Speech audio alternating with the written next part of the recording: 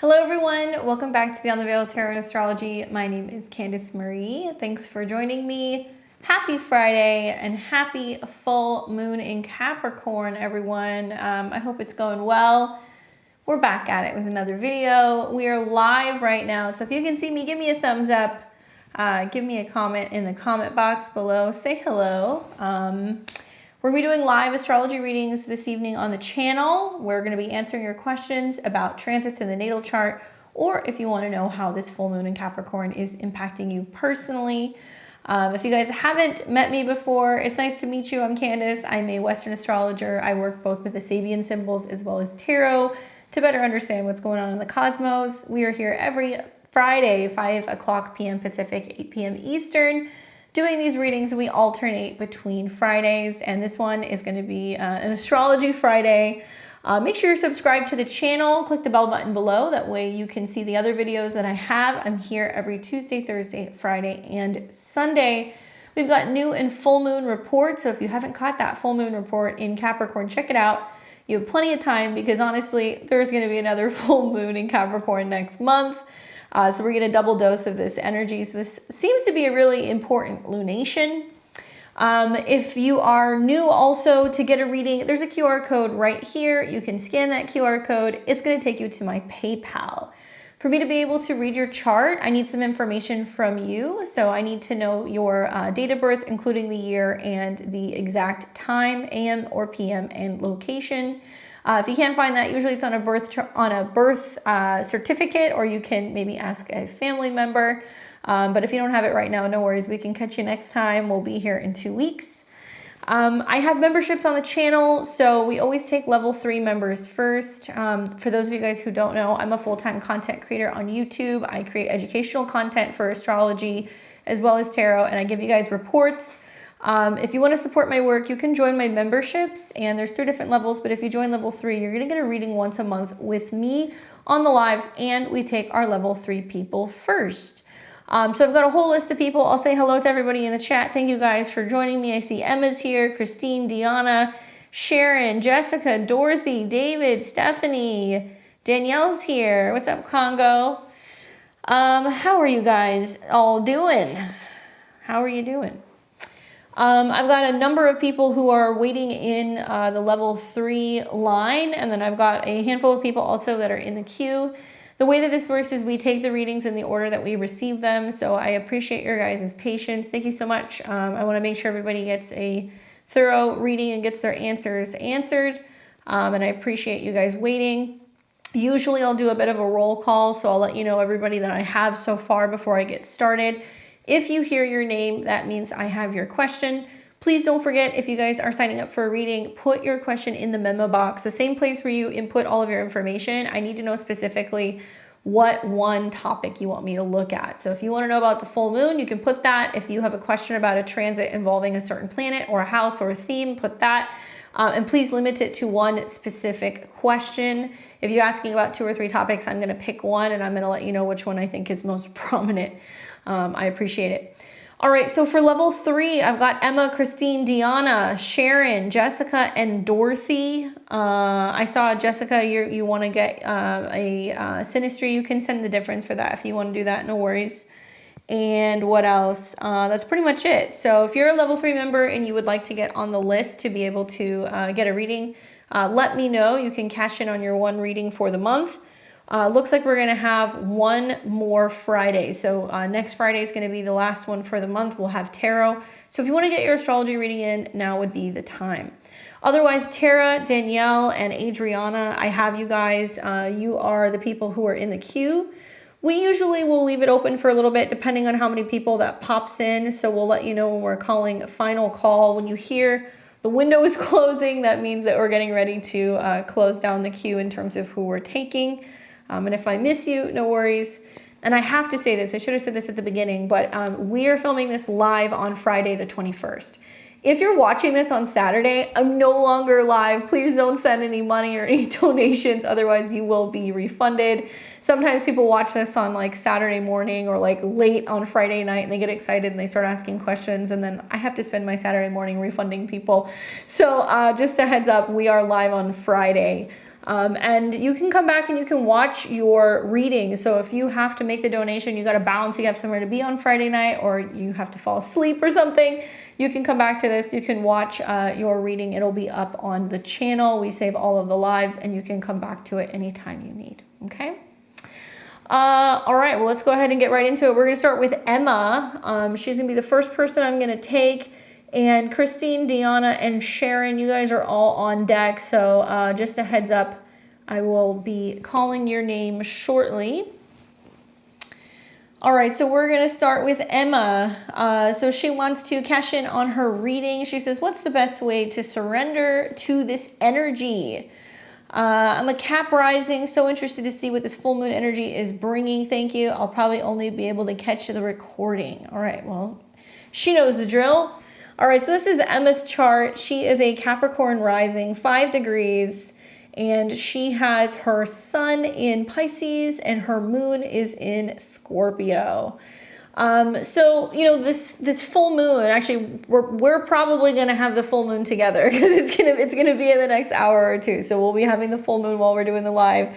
The full moon is about a completion process, right? So you want to think back to what was being seeded in Capricorn season at the beginning of 2024. That new moon for you personally being a Capricorn rising was like, how is my body feeling? What are my goals? What am I hoping to achieve? And Capricorn is ruled by Saturn. That's your chart ruler. Saturn's been hanging out what looks like kind of going back and forth between your 3rd and your 4th house Placidus. So it might have been a lot of how am I expressing my emotions and my feelings? That's kind of like very 3rd, 4th house. How am I doing with my living situation? How is my communication with my family or my neighbors? How am I learning to focus more on investing in myself, right? Because Saturn also has connections to your 2nd house, both Placidus and whole sign. So this is now the completion point, and the full moon's pretty interesting because it's very, very close to your ascendant. It's going to be at 1 degree, so it's about 4 degrees away. So there can be lots of emotions and kind of moods that are coming up with a full moon on your ascendant. I would definitely be paying attention to what's going on with my body and checking in with my emotions and seeing how I'm feeling. Sometimes a Capricorn moon transit can be difficult because we feel that emotional restriction.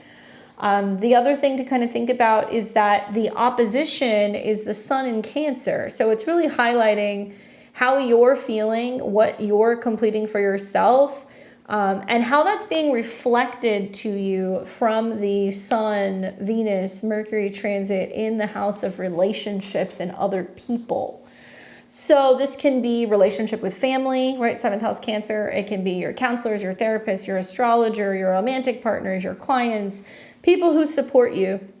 And it looks like the sun is in conjunction to Mars. And so it is the ruler of your 5th house. So that's activating your romance sector. It's activating your creativity sector. You'll hear as a Capricorn rising, you know, Mars rules your 4th house of home and family. So it could have you busy with like home organization. It could have you busy with, you know, creativity and crafting and working on home projects or from home. But I think for you, it's got a little bit more of a romantic vibe. Now, the other thing to take into consideration is that, you know, the sun is highlighting your Mars, and that means in Cancer that it's about taking some kind of an emotional action. So it can be bringing to your attention, like, where other people are a little bit more moody, or where other people are a little bit more interested in partnering with you or working with you or pursuing you. So you can feel that pressure that can be coming from other people. Obviously, Cancer season is really nice for Pisces placements. You got a handful of them. So you'll hear for Pisces like, oh, this is going to be about romance and dating and children and creativity because it's 5 houses away from your sign. So for the most part, it's pretty friendly. But I will say the other thing that I picked up here also is the sextile to your moon. So the moon rules relationships with other people. You have a full moon sextiling your moon. So it can be bringing up like opportunities to spend time with other people, with friends, networking, collaborations. It's got some really nice aspects in your chart. I really like it. Actually, both of the Capricorn moons are pretty directly impacting your chart. This full moon in Capricorn that's taking place on the 21st features Saturn direct. Okay, so when we think about full moons, we complete something.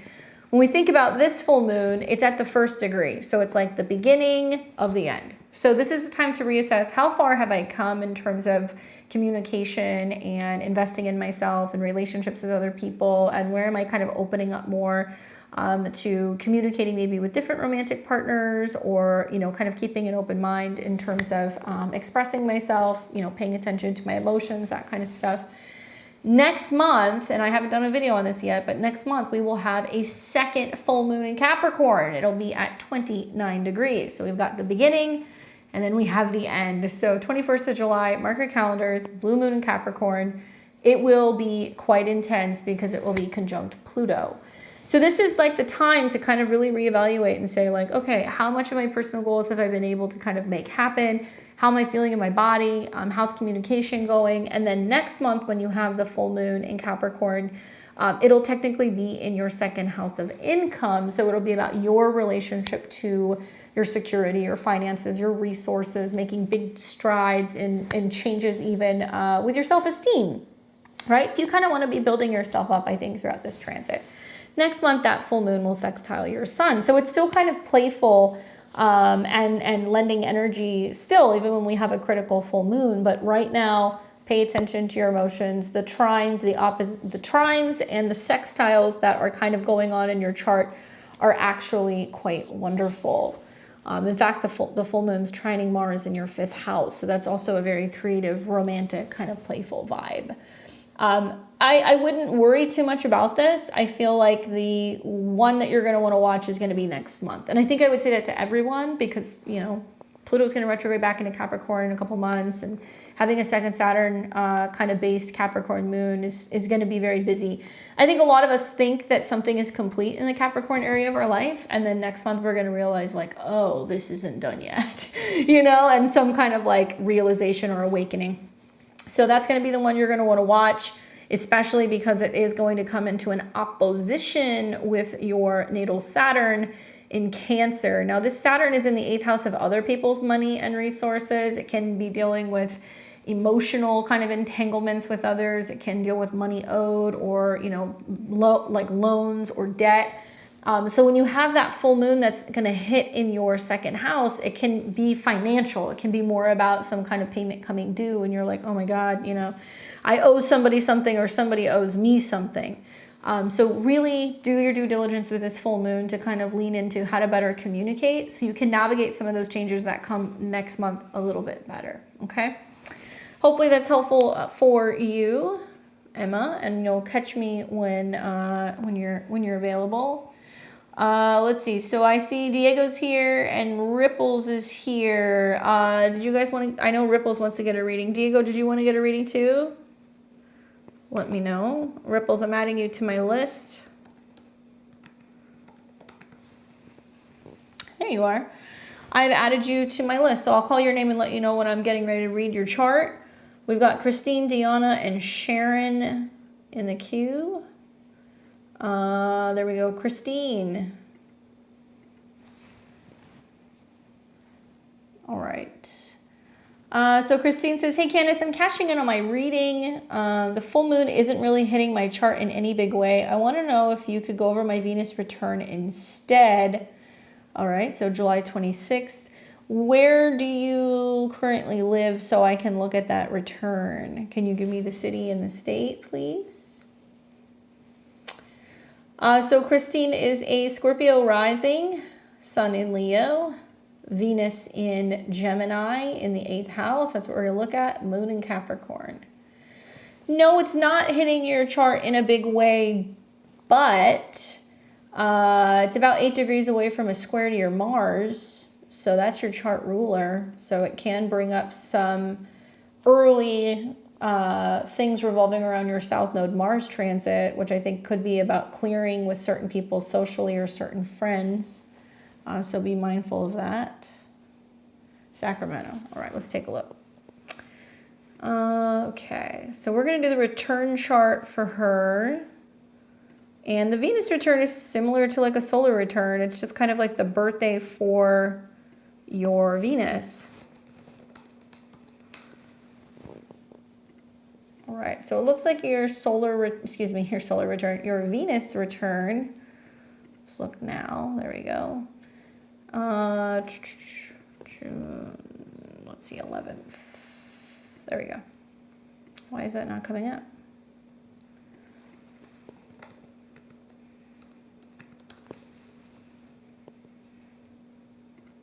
There we go. Okay. So this is going to be your Venus return chart. You've got a Aquarius rising, which we take into consideration, but there's going to be a lot of focus on Venus. So Aquarius rising, ruled by Saturn, and also by Uranus. And we've got Venus that is moving from the 8th house in your natal chart to your 5th. Okay. So something to think about is that the Venus Cazimi was kind of hanging around the days kind of leading up to your Venus return. And so that's kind of seen like as like a rebirth for Venus, right? The sun is highlighting like where certain phases are ending and new ones are kind of coming together. It makes sense with your Venus being in the 8th house that there is themes of like change and transformation when it comes to relationships, money, intimacy.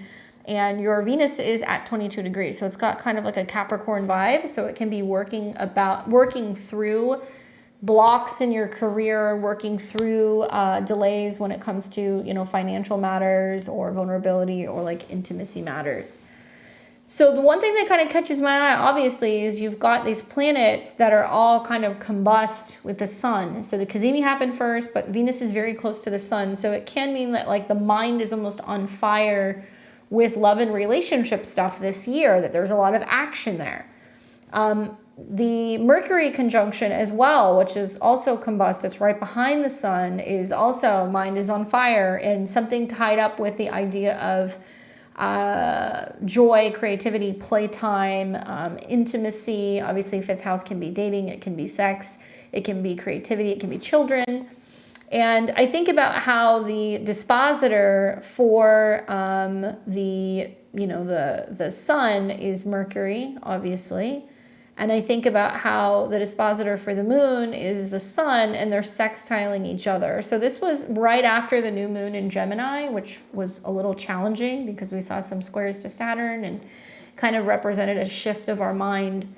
When Venus is in the 5th house, you're going to be dating this year. You're going to be having hobbies this year. You're going to be going to, you know, bars and restaurants and going to see shows and like other things, being very social. I like the fact that Venus sextiles the moon because I do feel like that is saying that through being more open to these types of spaces and places, it does bring a change in relationships. Now, the moon in the 7th house wants to reflect on partnerships. Okay, so if you're in a relationship, then it's going to be about how you're making time for playtime and fun with your partner. It can also mean, because the sun is in the 5th house and it rules the 7th, that there is more of an emphasis on hobbies that involve communication, working with your hands, traveling. There can be more kind of like playing like games and things like that with the sun and Mercury in the 5th house. And it can also add an emphasis on like romance and date nights and children, because that's the 5th house as well. But I'd like to see that the moon is in a sextile to both Venus as well as the sun. It means that you're more in touch with what other people need and you're connecting with them in a much more romantic kind of playful way. Where things are a little bit tricky is you have your Pluto placement right on the ascendant and it's retrograde. So it's retrograding back to the ascendant, which means there's something that's really big that's changing and transforming about your vision for the future, right? Aquarius is about the future. And when you have an Aquarius rising chart, it basically means that something is going to be unconventionally kind of reworked this year. Now we could look at Saturn. Saturn in the 2nd house is saying, okay, you know, I want to be able to focus on resources. I want to focus on a budget. You may feel like you're working with a little bit less money than usual this year. And if you notice, Saturn is in a square to Venus, right? And that's the chart ruler, and this is a Venus return. So that's basically saying, like, how can I have fun and not break the budget? How can I still feel stylish and fabulous? You know, 2nd house represents that stuff, and self-expressive without spending a bunch of money on clothes or accessories. You know, how can I learn how to be more, I think conservative with my spending, but not let that limit my fun, right? So something of that nature. The other thing to consider also is that Uranus, which is the other ruler of this chart, is like right on the IC.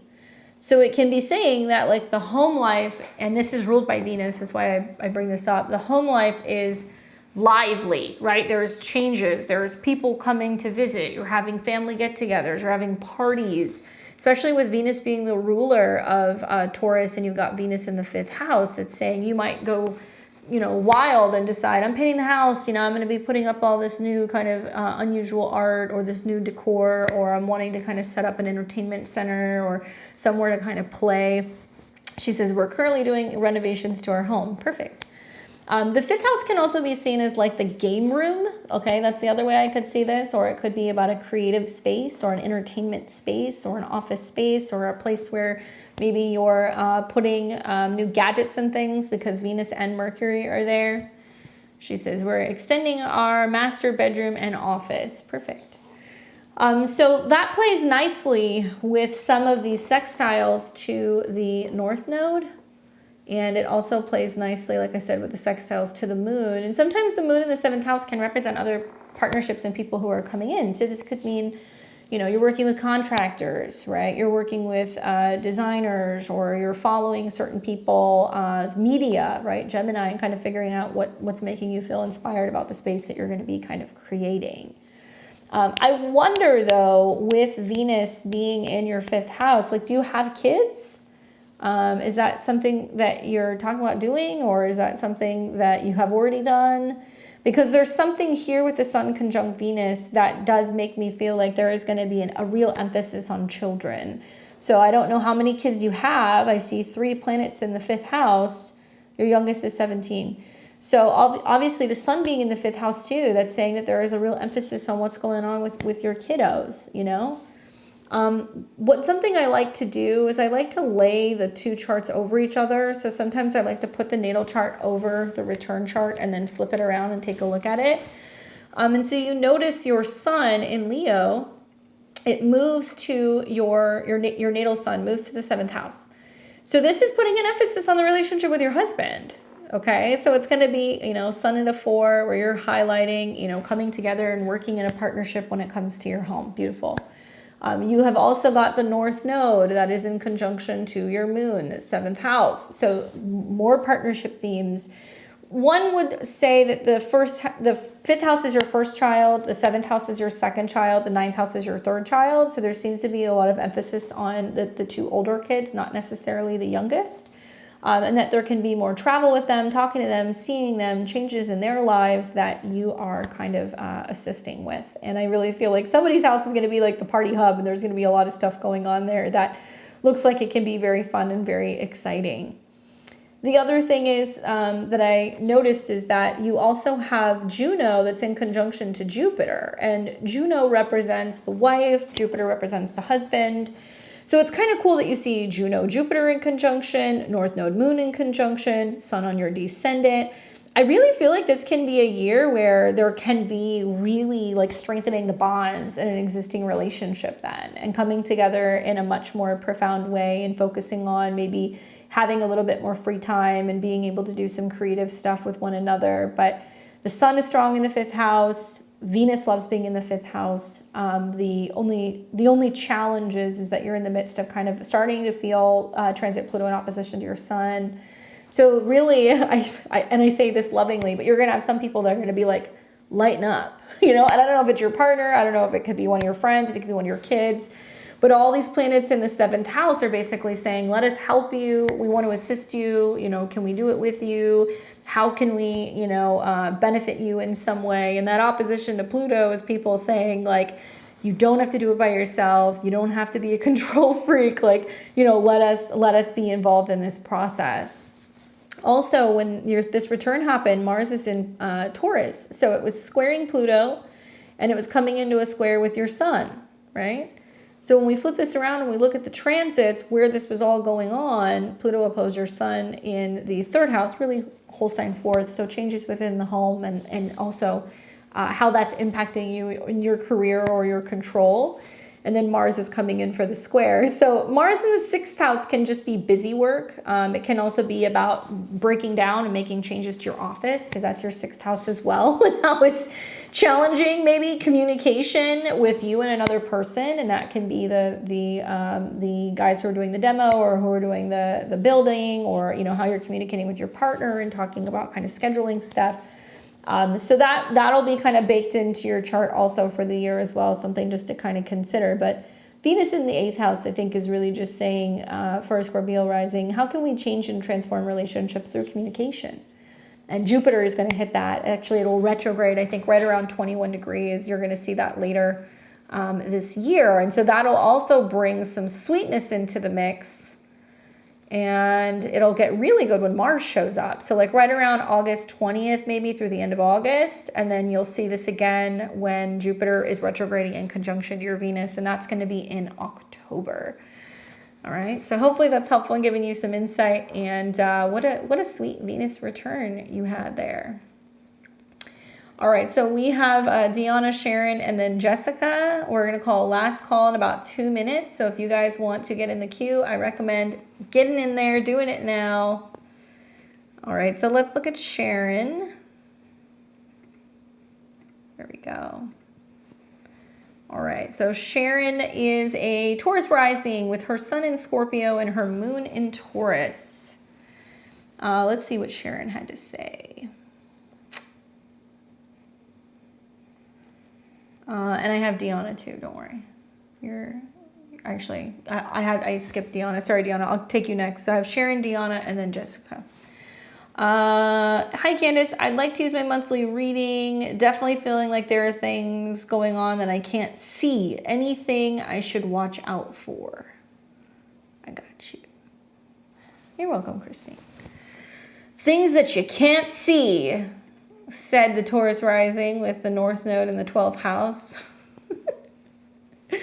So this is a great example of astrology in action. So she is experiencing a couple of things that would make her feel this way. Number one is you just recently had your reverse nodal return. So the transiting North Node in Aries has been in conjunction with your South Node in Aries in the 12th house. And for me, when the transiting South Node and North Node meet, there is a sense of being like, which end is up? Where am I going? Because what you're used to doing, which in your case is North Node Libra in the 6th house, like I know what's going on with my schedule. I know what's happening with my health. Like I can see you're very fixated with Venus, Pluto, and the North Node in your 6th, where you have a routine. You know what's going on with work. You know what's going on with your relationships, and everything feels very clear and also very critical, right? That's probably how you like to live your life.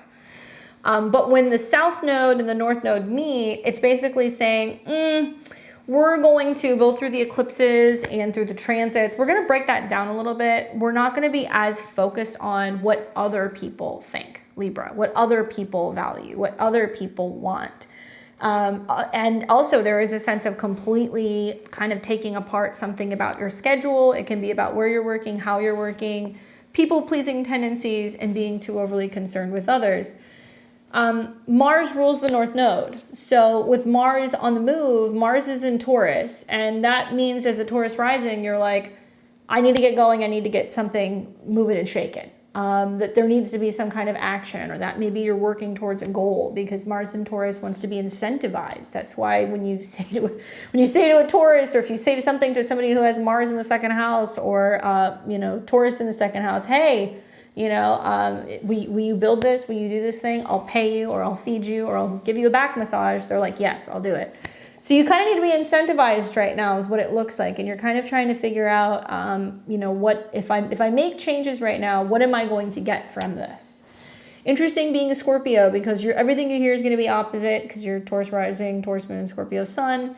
You got all this Taurus energy that's moving in opposition to your sun, Mercury, Uranus. So you'll hear in your horoscope, there's some things going on with partners. They're being very pushy. They're kind of pushing your buttons, or it's a real hot time in regards to relationships, maybe. But I really see this for you as being like, the goal is to learn how to incentivize yourself and make it less about other people. Look at your natal chart.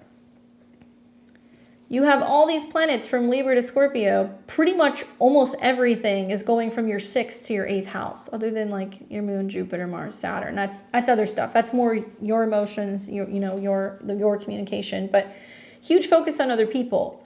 So with some of these planets now, some of these outer planets are swinging through your goal sector, your private sector, your 1st house of self, your 2nd of resources and values, your 3rd of communication.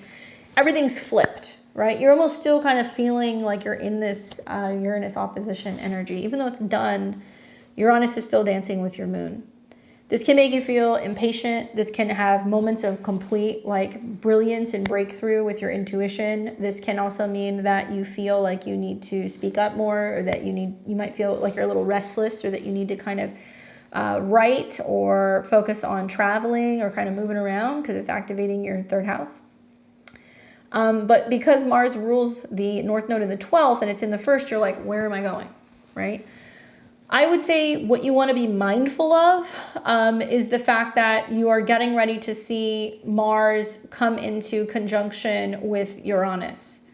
Now, as a Taurus rising, that's a really important transit, because what you may notice, in mid-July is that something is speeding up, right? Mars, or there is more pressure, there is more heat, there is more likely to speed or have accidents, or you name it, when it comes to your actions, your body. This can also be moments where you have like a blow up.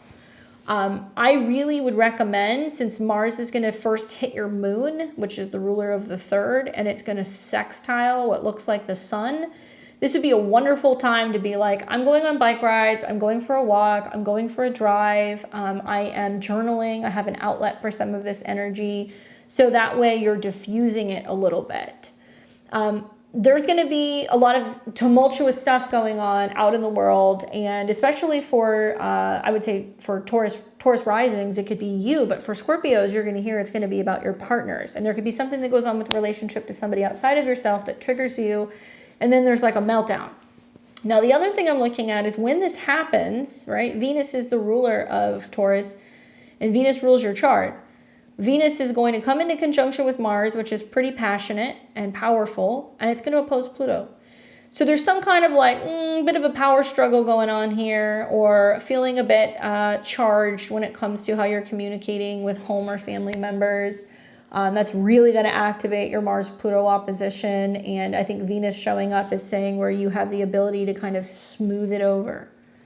Now, just a couple weeks later, you're going to see Mercury turn retrograde, and that will be in your 4th house, whole Placidus 4th house, which means then you're like, okay, how can we reassess or make changes or fix something, So it almost looks like something might kind of peak right around mid-July, and then you have to figure out how to reassess and, figure out what direction you're going to be going forward with some of these changes with a partner or a home and living situation.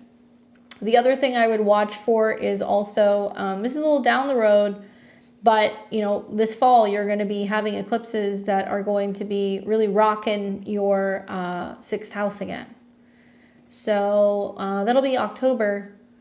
But that's going to be a south node eclipse with the sun and moon very close to your Venus, which is your chart ruler. So that can be changes with health, habits, and routine, changes with office and things like that.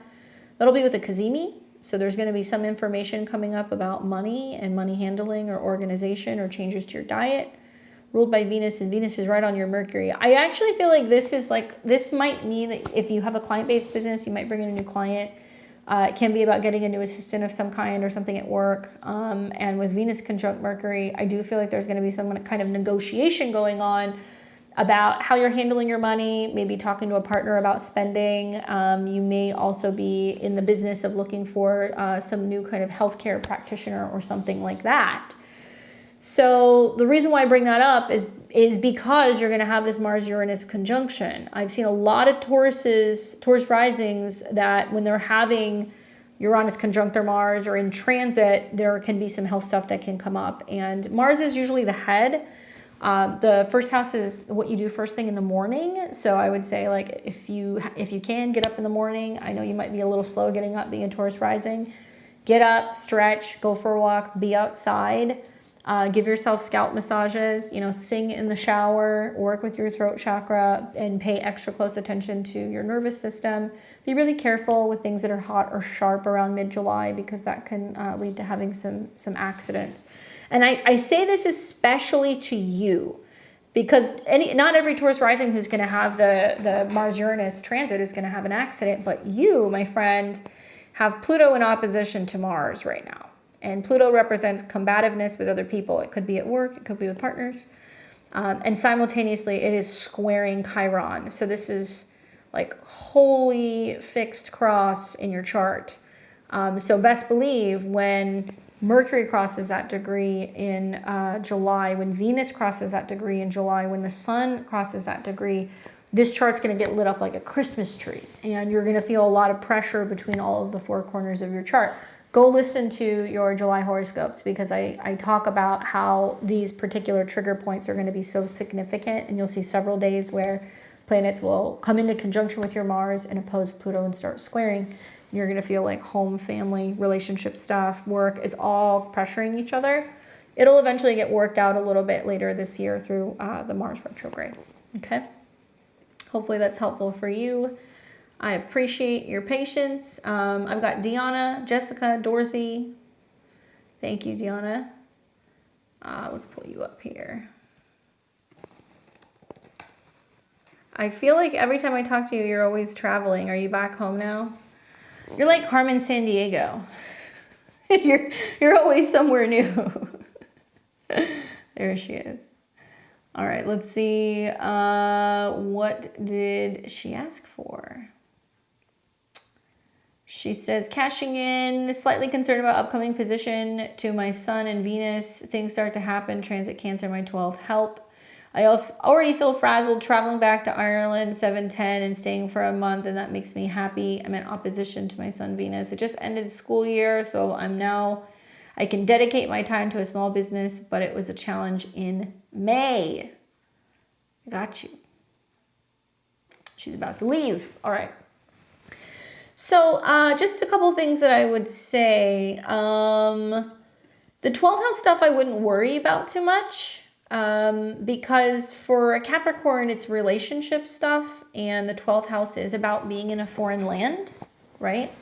I would say more of what's kind of getting triggered in your chart right now, let's pull up the transits right now, is probably the full moon that is on your Juno. So it's about, you know, focusing on partnership, and whether that's your romantic relationship with your partner now, or ultimately who you're having to help and assist. Juno technically belongs to your whole sign 6. So this can be about getting back to clients, working with people, being there to kind of help support and get orders out or fulfill whatever it is that you have to do.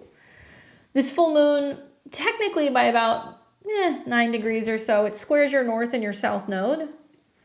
So having a full moon square the nodes in your chart creates a grand cardinal cross. So there is this pressure of, you know, what you are actually working on and doing that provides resources, whether or not it's something that you actively love, create, or enjoy, whether or not this impacts you when it comes to transactions and resources and shared resources with other people. And then simultaneously, it is also in opposition to your 11th house. This is really highlighting like where you're coming together with groups of other people to share what you have and what you've created. It doesn't seem like too much pressure to me. I don't know. Maybe it's different for Capricorns. I think that the trine to Saturn is actually really wonderful. I will tell you that I'm more looking at what's going to happen when you have the Mars-Uranus conjunction in your 10th house, because there's this feeling with Mars and Uranus that's like, oh, things are progressing so quickly, like it feels like the wheels are going to fall off, you know? So it can be like, oh my gosh, is this too much for me? But it sounds like you're going to not be working and you're not going to be home. The other way of looking at this is that you're also going to see the next full moon is going to, I think, be pretty impactful. I think full moons in general are pretty impactful for Leos because you guys are ruled by the sun. But when you have this at a critical degree, and then you're getting ready to see Mercury retrograde over your ascendant. For me, this seems like is the way that you're working like something you can continue doing for a long period of time. Like, are you doing too much? Are you juggling too much? That's what I would be looking at next month. Because that is going to show you where there needs to be, there is a need to really reevaluate something about your routines and like whether or not it's having a positive impact on you, the way that you're working or the schedule you're trying to keep. And then it's going to kick into overdrive, this retrograde over your ascendant, where you can feel kind of, you know, wiped and exhausted. Let's see. So you're in a Mercury year right now. So your natal Mercury is in Sagittarius in the 5th house. So really, the way that I see it is you have really all the way up until the end of the year to, I guess, like reconfigure or kind of like work out where you're going, maybe with some of this more creative stuff, especially if you're really wanting to like make some of the teaching and the products or the retreats or whatever it is that you're trying to do, like really go. So give yourself until the end of the year to do that. I think that planets going through the 12th house, you know, whether you're a Leo sun or a Leo rising, would definitely be the time where you can rest and recuperate a little bit. So part of me feels inclined to tell you that really for the better part of like next couple weeks, this is a great time to actually get away. And part of getting back into the swing of things and maybe like working again or, you know, getting back into your routine is actually going to be coming for you, you know, in August. So yeah, use that retrograde to like reintegrate and reassess and figure out, okay, like how can I continue to keep doing what I'm doing, and maybe take stock in how well some of your business stuff is doing, how much money you're making. And if that's a good time for you to be able to then, you know, reassess, is this something I'm going to be trying to do full time in the fall or not, right? One other thing I would say also is that, you know, I actually feel like because you're a later degree Leo rising, the Mars-Jupiter conjunction is actually pretty positive in your chart. It's going to be in the 10th house. And so that seems like something new is starting up for you in August. There's some new group or some collaboration that you're doing. It may be something that you're needing to do back at home once you have returned.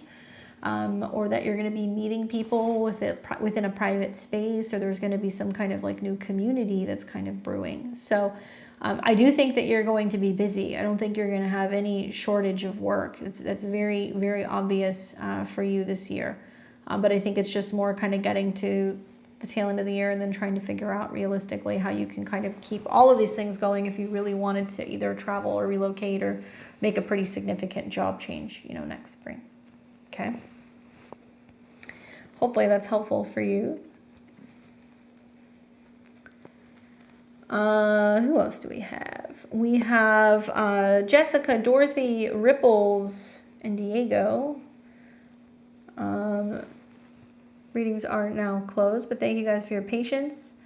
All right, so let's pull up Jessica, and let me see. I'm going to check in because actually I think I have your chart here. Hold on. Did I pull that? Yeah, I did. Let me see what your question was really quick.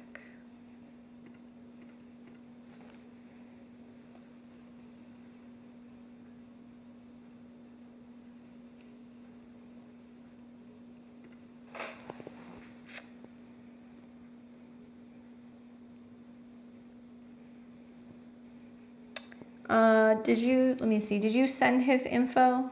Hola. His or their, I'm not sure who it is, but did you send that info?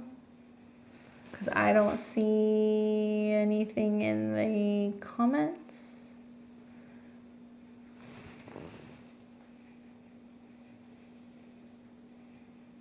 Huh, weird. Okay, let me check it because I don't see a message there. Maybe it's hidden.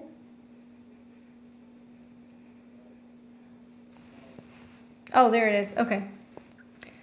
There we go. All right, let me plug that in. So that is going to be $926.95.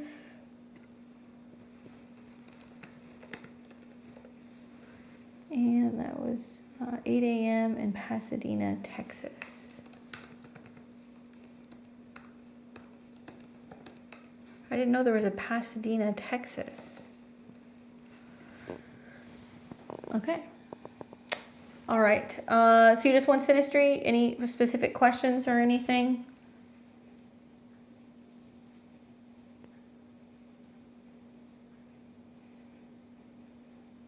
There we go. What can you tell me about the connection? Dating, but some issues. Well, let's take a look. So Jessica's in Aries rising. All right. So she's on the inner wheel. They are on the outer wheel. So she's in Aries rising. She's got her sun in Leo and her moon is in Libra. Okay. So some people are confused. August 22nd. No, wrong person. Hold on. 25090. Oh, wrong Jessica. Hold up. Sorry, guys. Thought I grabbed the right one.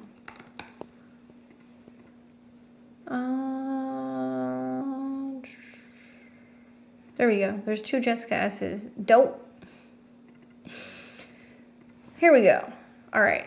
Scorpio rising. Moon in Gemini, Sun in Aquarius. There we go.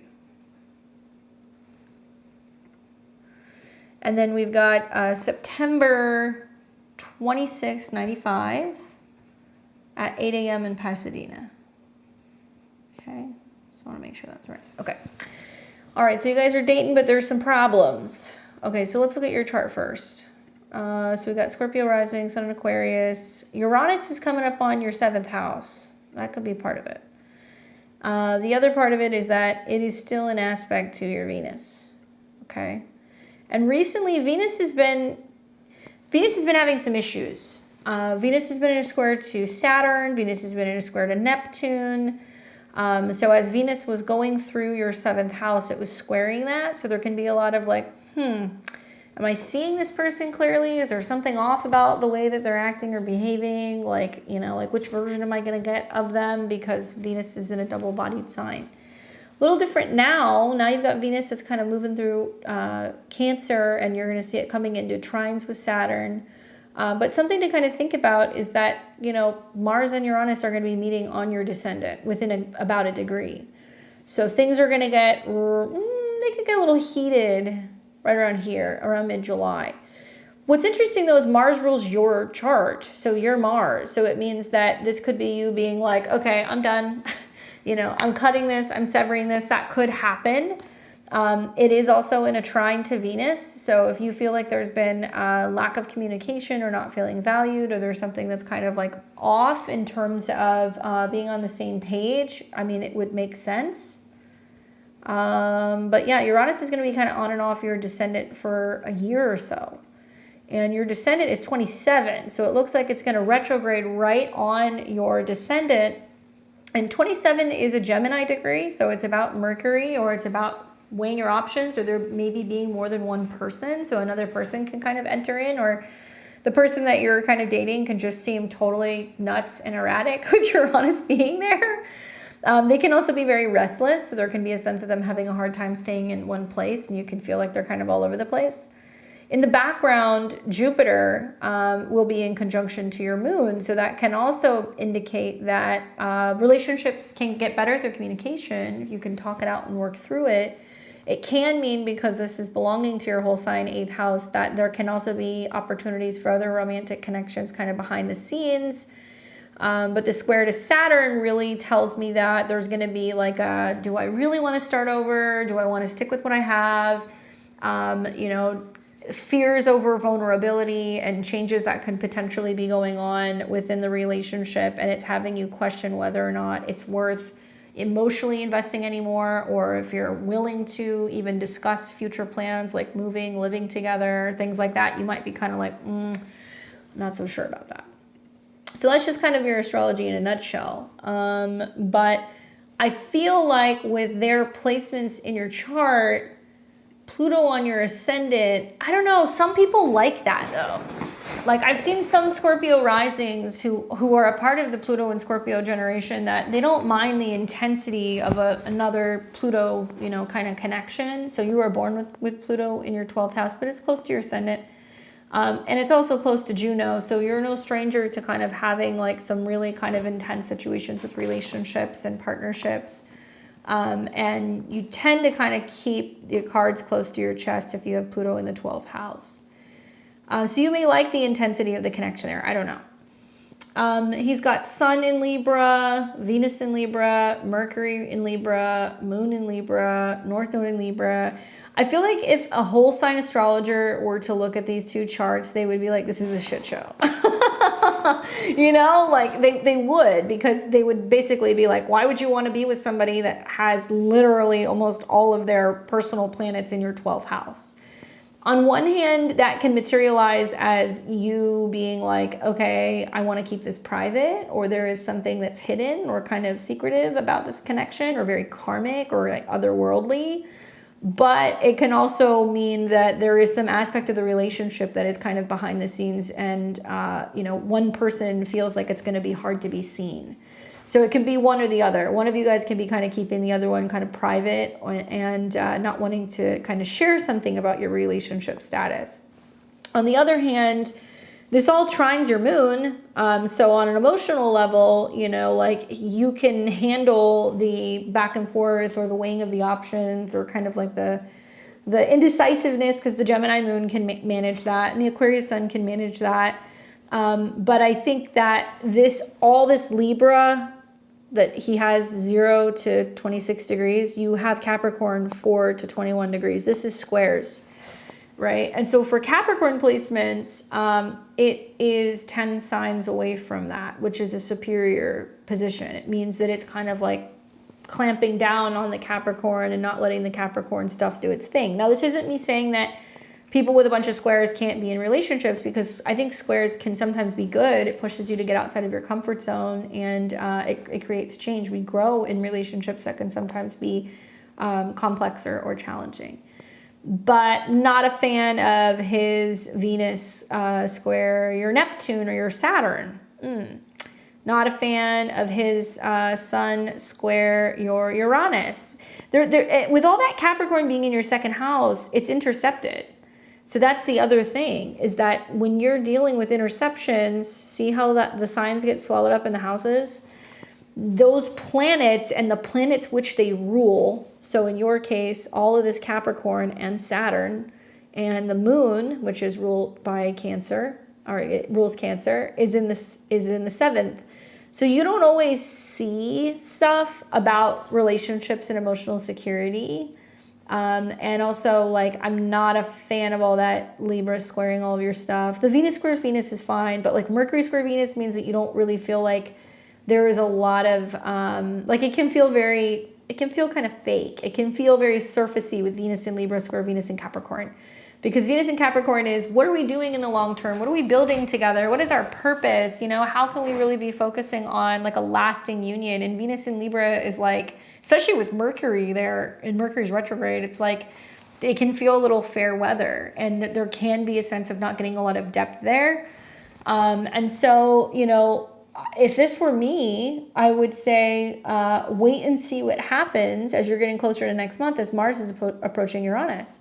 When that happens and it trines your Saturn and your Venus, if you're like, look, I don't feel, you know, chosen, or I'm not feeling wanted, or I'm not feeling valued, because these are all terms that you will use. Like anybody who's got a stellium of planets in their second house, or if you have your 7th house ruler in the second house, you want a partner that's going to say, you're mine. I choose you. You belong to me.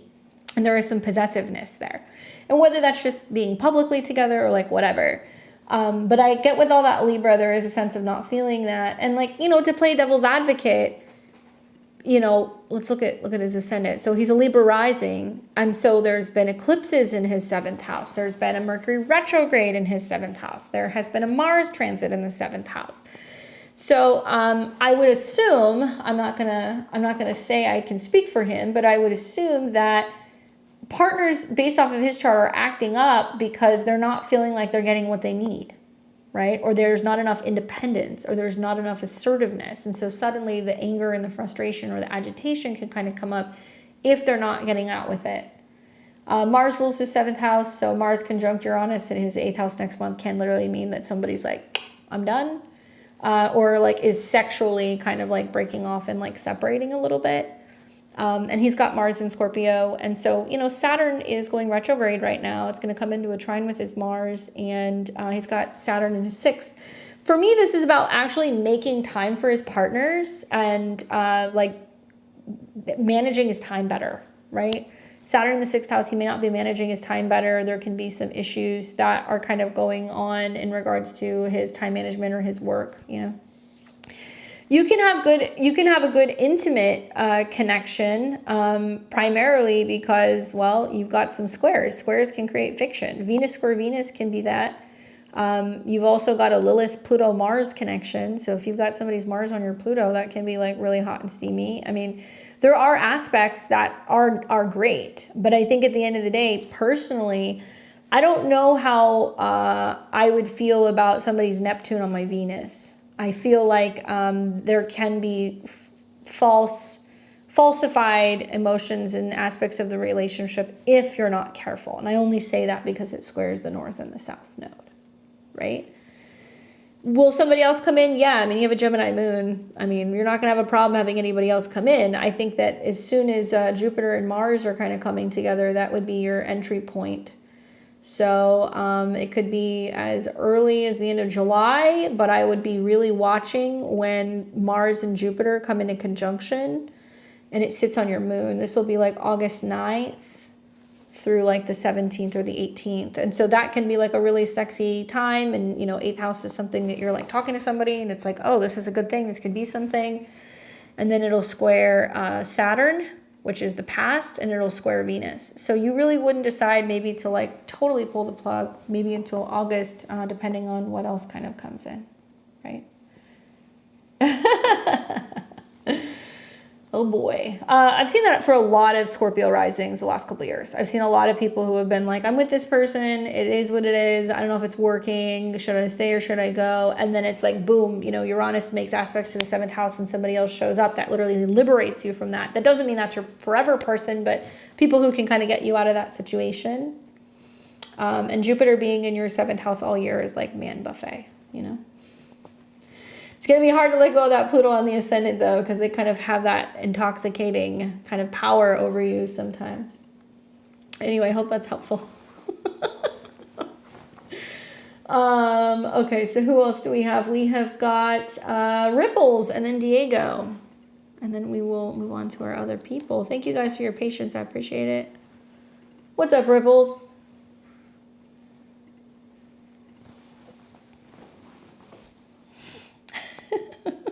Man buffet.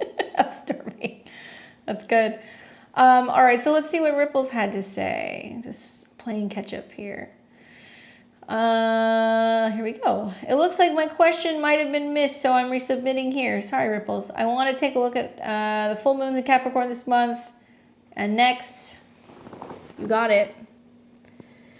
I want everybody to think of the first full moon as kind of like the preparation. Okay, it's kind of like, oh, this needs some work. And it can be that thing that you kind of underestimate a little bit, or maybe there is a sense of feeling overwhelmed and exhausted, being like, I've already done so much work in this area, like, do I really need to do more? To which I would say, yes, we all have room for improvement. Coming from my Capricorn stellium, we all have room for improvement. But I think that specifically for you, the first full moon that we're experiencing pretty much right now, by the way, it's happening in the next, you know, however many minutes or in the next hour. It's in your 11th house. So you'll hear full moon in Capricorn, big changes for Capricorn, sure, but it's in your 11th house. So this is more about your goals. This is going to be more about socializing, connecting with friends, networking. There's definitely going to be opportunities for you to also focus on new financial goals because Saturn is the ruler in your 2nd house and Saturn is still direct.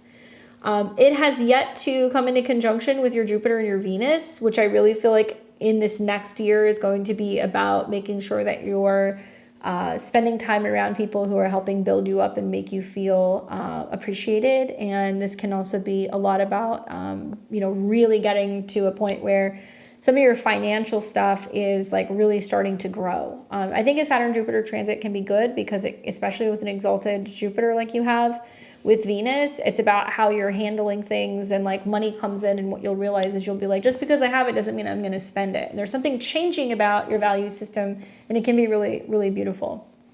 What's up, Victoria? Hi to Victoria and Victoria's date.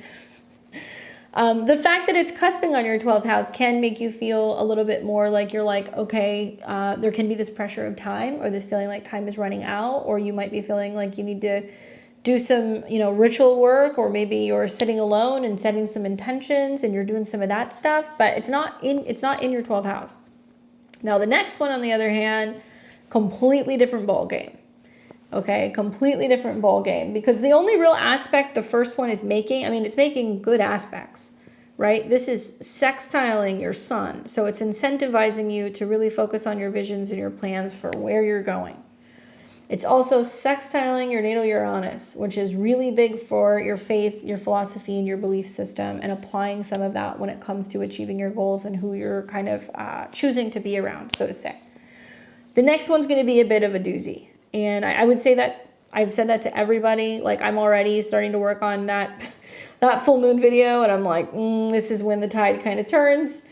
The reason why it's going to be so intense, let's pull it up here, there we go, is because it's going to be at that critical 29 degrees. Okay, so it's almost like whatever you are working on behind the scenes, what you are thinking about, plotting, planning, what you are re-evaluating when it comes to your personal goals, or maybe what's coming up for you intuitively, or while you're having dreams or stuff like that. Now it's rising, right? The rising sign, the ascendant. Now it's rising. And what is the moon? The moon rules relationships.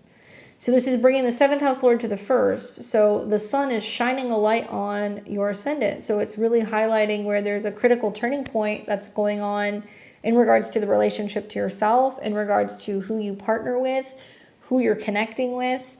And it's foreshadowing what will eventually be this Mercury retrograde in your 7th house. And then also there's going to be a Mars retrograde in your 7th house. Perhaps this is the moment where you're feeling like you're really coming to this kind of completion, where you've gone through this major purge and purification and major transformation of your physical self, your spiritual self, your emotional self. And now it's like the 2.0 version of yourself, and you're bringing in new people, new relationships. More people are kind of coming into your life, or you're attracting them. So I have a feeling this is kind of painting a picture where it's like you're going, oh, wow, I really have changed. And like, I am powerful, and I am capable of making all of these shifts, and I can reach and achieve my goals. And like, wow, I'm doing really great. Look at this breakthrough that I've had.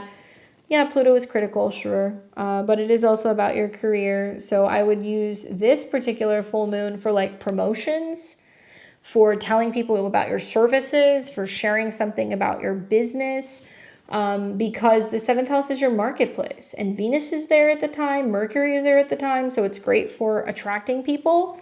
Simultaneously, this is going to be a full moon that is going to sextile Neptune, which is right on top of your Venus and your Jupiter, so you can be very alluring and feel very inspired and very creative, and being, able to kind of make money and resources where it just feels like you're in your flow. So full moon on the ascendant, you might want to go back and look at over the years where it was the last time that we had a new moon right around those degrees, because it's kind of completing that phase. Also, this is a bad example, so don't freak out when I say this, but think about what happened when Saturn was in Capricorn. If you think about 2020, Saturn was going in and out of those degrees, and it was right on your ascendant. So it was trying to get you to kind of strengthen yourself, be more independent, focus more on your goals, focus more on your relationship to your body. There was like a sense of also like kind of coming into this new phase. And, the late degrees of Capricorn is difficult. It's a lot of work. So likely this full moon is also kind of showing how far you've come over the last 4 years, and finally like completing certain cycles, and now starting to really reap the physical rewards of all of that hard work with the sextiles to your 2nd house, and also just feeling good about yourself, right? Which I think you're going to anyway with Jupiter on your moon. Hello, Jupiter on your moon. Come on. If you're not seeing somebody and you're not dating, watch what's going to happen here over the next couple of weeks, because I think that it's kind of like right when you're like, I'm in a really good place, everything's going well for me, I'm finally feeling like I'm like healing, or I'm working through something, or I'm like good on my own, and then boom, somebody can kind of show up with some of these transits that you've got, right? Yep, but you began self-employment. So now here's Pluto saying, okay, now I've got the power, or it pays to be, you know, kind of in control, because Pluto is about control. Just watch for the Moon Pluto stuff. It can be hot ass emotional meltdowns. You can ugly cry and have a, you know, have a moment. Like that can happen with the Moon conjunct Pluto, because it's this really powerful, like emotional kind of like, you know, catharsis that you kind of go through. Anyway, hope that's helpful. Keep us updated. I feel like everybody feels that way about 2020, right?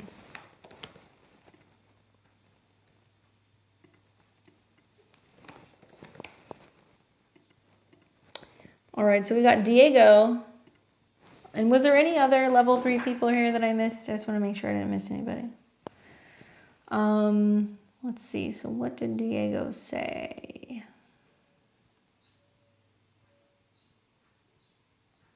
Diego says, hey, Candice, when you use my monthly reading, January 15th, 1992. That's definitely not you. That's the wrong Diego. So hold on.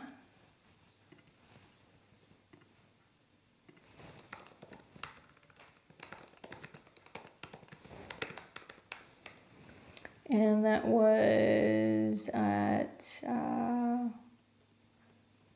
what is that, 3:46 p.m.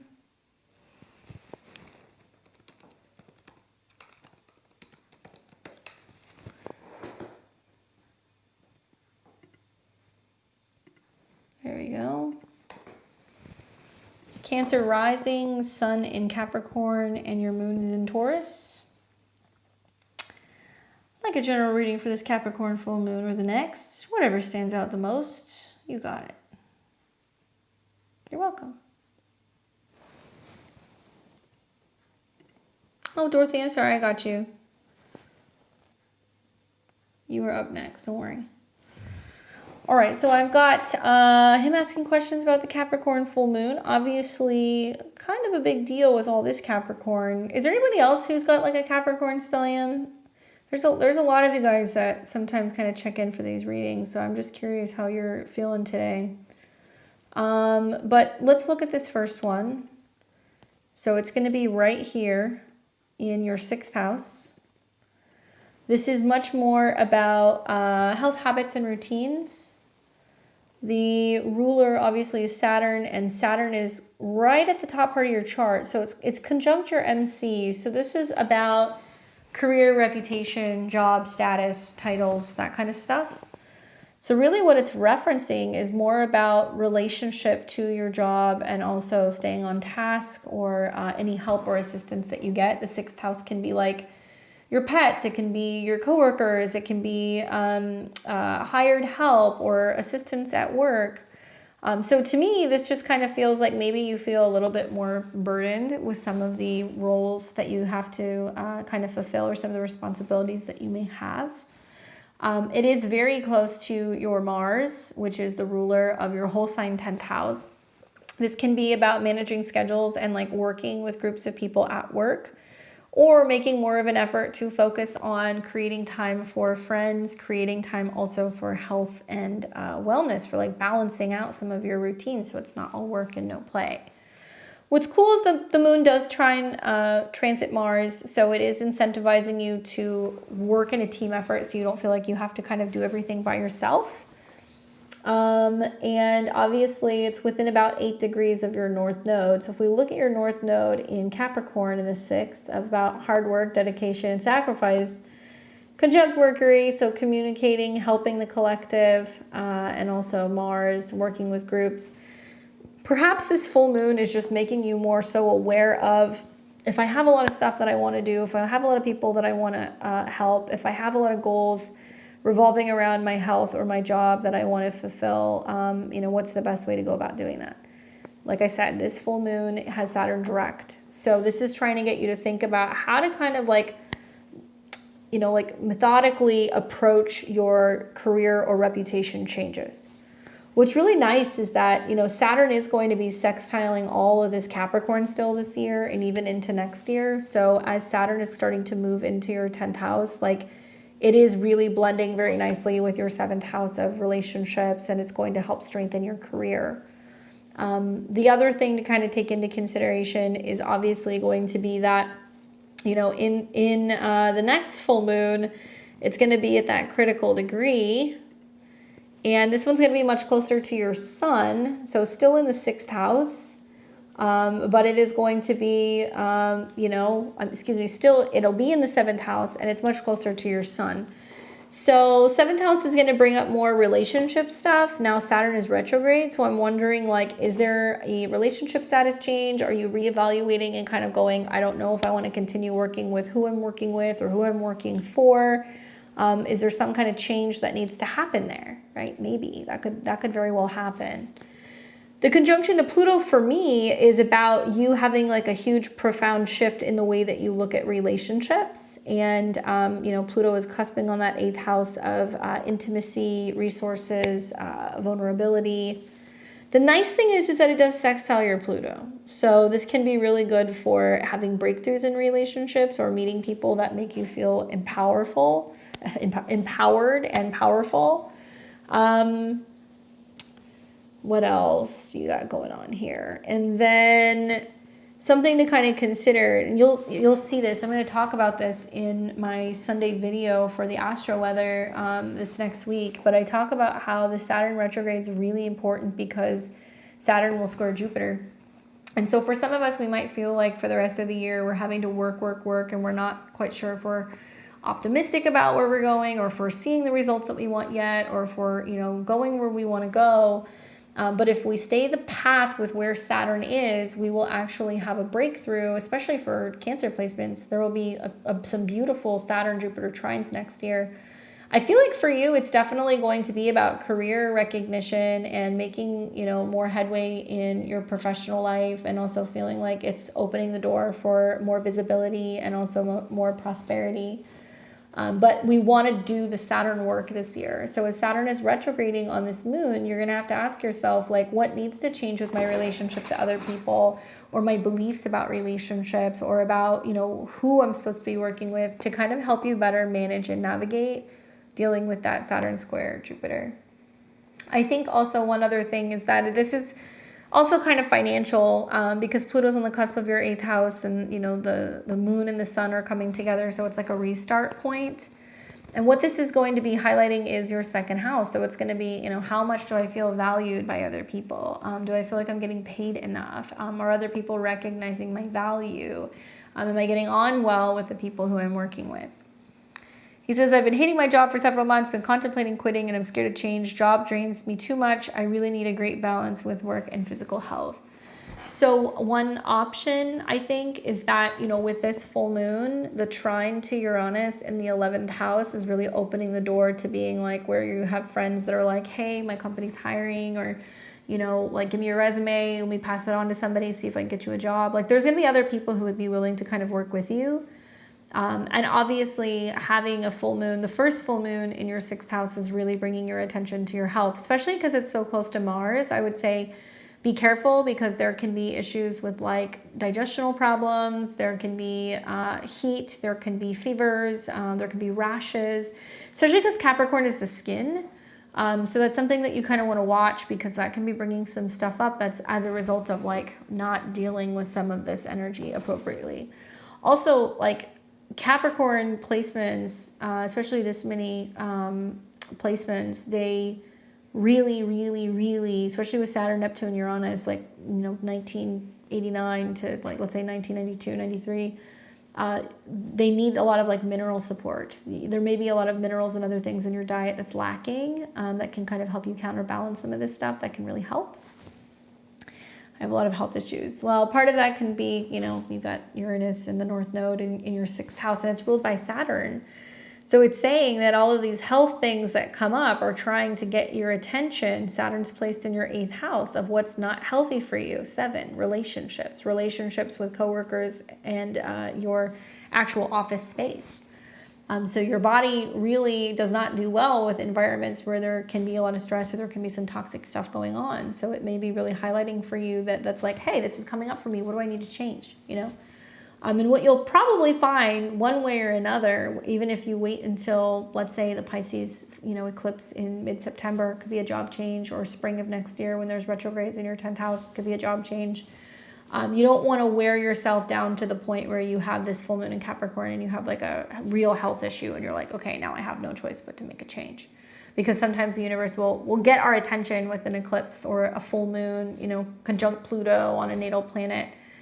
So just take that into consideration, okay? Hope that's helpful for you. Certainly 33 is the big career changing year. So you'll see that sometime right after your birthday in January. All right, so we got Dorothy here. She has been so patient. Thank you, Dorothy. Let's take a look and see.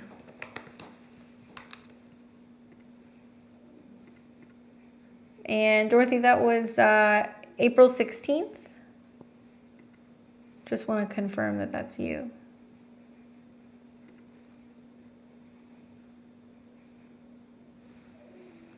Cool.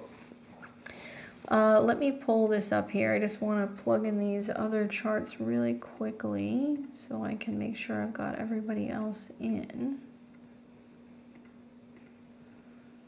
And let you know who I have.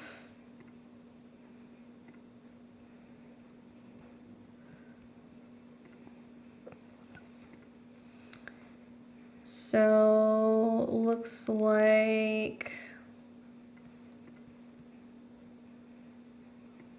for my other people, I've got Tara, Danielle, Adriana, and Sage Moon. All right, let's see here. So thank you.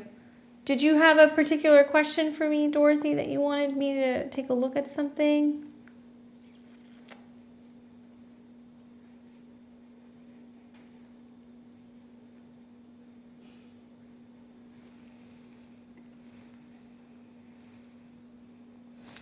Love in general and where to look.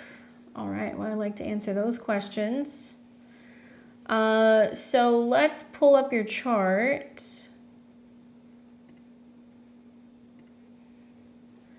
And I want to show you a couple pointers here. Sorry, one second. We're just turning this over.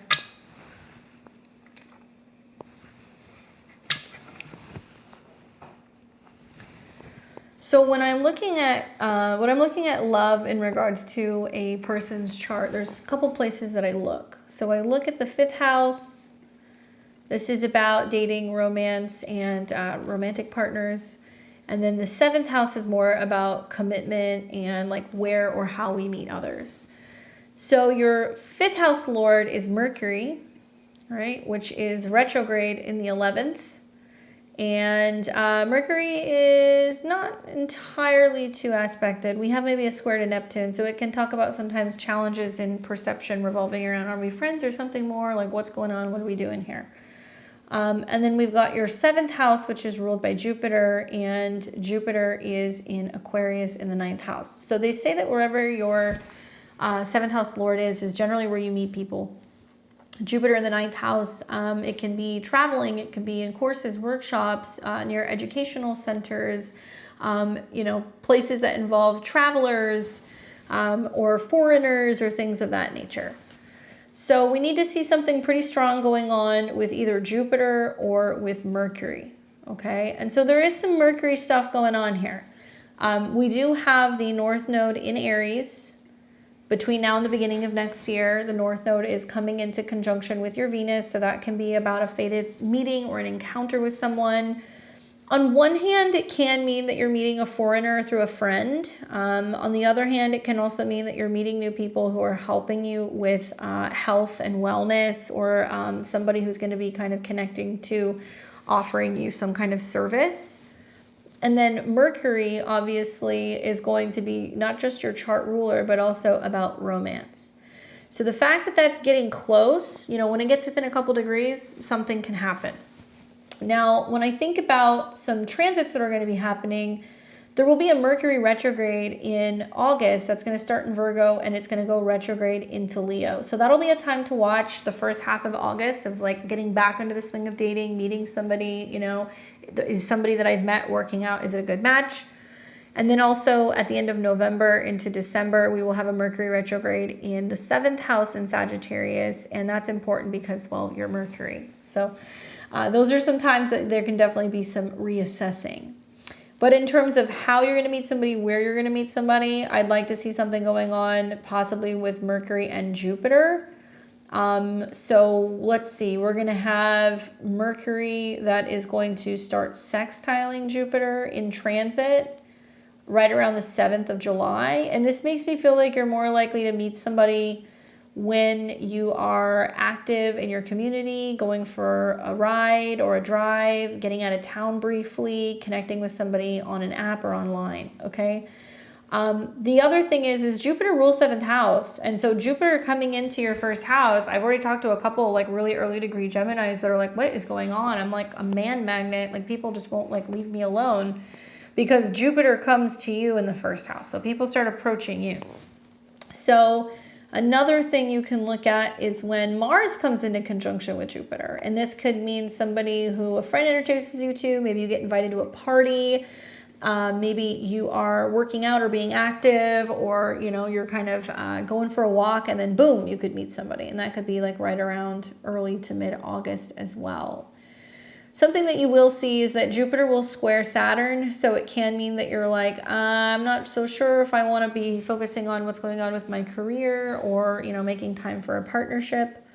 That Jupiter transit will also oppose Uranus in your 7th house natally, which means it does look like there may be a sense of meeting somebody who either travels a lot or you're meeting somebody who goes back and forth between two places, or you're going back and forth to visit each other. So there is some sense of seeing each other when you can. And so don't feel like a relationship has to be with somebody that you meet that's in your area and somebody that you see every day, because it does make me feel like there's going to be some sense of like reevaluating, like, okay, how could a relationship really evolve later this year if we live such different lives or if we live in different areas?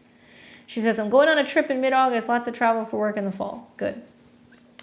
The next big aspect that you're going to see will be when Mercury is maybe trining Jupiter. And that's not going to be for a little bit. But it looks like that's going to be happening right around here. So I would say like October 6th, 7th, and 8th. I would put that on my calendar, because the moon will be in the 7th house, and you're going to see a conjunction between Juno, which is partnerships in Mercury, trine Jupiter, and Venus hitting the south node. I've also heard some Gemini risings that have been like, oh, I heard from somebody from the past, they came back, what do they want? So that can happen too. But it does look like this year you are in a Mercury Virgo year. So that's a whole sign 4th house year. So this is just up until your birthday in the spring. Now, when we look at your whole sign 4th house, which is Virgo, the ruler is the sun, and you have the sun in the 9th, which means that you're focusing more on, you know, going and visiting people, and or people coming to visit you. This is also about friends that feel like family, so on and so forth. Spring of next year, you'll move into your 5th house year, which is going to be a Libra Venus year, and you have Venus in the 11th house. So it does make me feel like even if there's a lot more socializing this year leading into the new year, going out, having fun with friends, you know, going to parties, mixers, get-togethers, likely there may be somebody that is introduced to you or a friend trying to set you up with somebody, and it could be an opportunity to be a relationship. Look at your Venus retrograde, which means you're working through some kind of karma, or you have to go back and reconnect to someone. And then Mercury is you. Like, you may have a friend that's like, oh, by the way, I never told you, but like my really good friend like likes you, or like my brother likes you. Or, you know, somebody who you were always friends with that's like, I've had a crush on you, but I didn't say anything. You'll see some of that stuff that's going to come up next spring. So that could be like another opportunity for things to kind of open up for you. But for the time being, like, it's all about who's approaching you and coming to you, you know? And yeah, Saturn on your moon, not a fun transit. I barely remember that transit because I was young, but I'm getting within range to having Saturn close to my moon now. So yeah, I feel you on that. Not fun, but the real focus here is I think that this is about really helping you strengthen something about your professional life and your goals, and also, you know, relationships to like women in the field and stuff of that nature. And, you know, it's not fun, but when Mars gets into Cancer, you're going to see Mars trining Saturn and trining your moon. You're going to have a lot more like confidence, and like things are going to be, I think, going a little bit better financially as well. So definitely a little bit easier to navigate once at least you have other planets that are harmonizing with Saturn. Anyway, I hope that's helpful for you. Yeah, right when it leaves your moon, then it's going into Aries. But the thing is that Pisces is so like, we get so confused and lost and like emotional that we're like, I just don't know what to do. I just want to give up. But when Saturn and Neptune go into Aries, even though a lot of people are like dreading it, I feel like it's going to be better, because at least it's like the issues are going to be in your face, and it's going to be, okay, what am I going to do about it? You know, and I think of like Saturn and Neptune going into your 11th house, and I'm like, are you going to like make a bunch of friends with a bunch of like biker chicks, or, you know, are you going to like start going to like a women's like boxing club, or, you know, or you're just going to have a bunch of like badass like women friends around, you know? So it's going to be, it'll be kind of cool. Much easier to deal with planets going into Aries, even though I'm not looking forward to a Saturn Neptune conjunction. I think it's better than Pisces. It's better than being blindfolded. Lost in the sauce. That's a good way of putting it, for sure. Hopefully that's helpful for you. All right, so that's everyone for my level 3. So I've got Tara, Danielle, Adriana, and Sage Moon. All right, so let's take a look here. So let's start off with Tara. Let me open this up. And if you guys haven't already, if you can give me a thumbs up on this video, I would appreciate it. It lets people know we're here. How's everybody doing with the full moon? It's happened. I think somebody commented. I was too busy doing my thing up here, but the full moon's right on my natal Uranus, so hopefully I finish the stream before I melt down. All right, so let's see what Tara says. So Tara says, I'm not sure where to live or work. I've been figuring out how to make money by helping people with my skills as a wellness professional in nutrition and nature therapy with water. I'm currently living with my kids at my ex-husband's house while I figure out my own health needs. I need money to buy healthy food. I might inherit a boat from my stepdad, and he's been in the hospital for almost a year.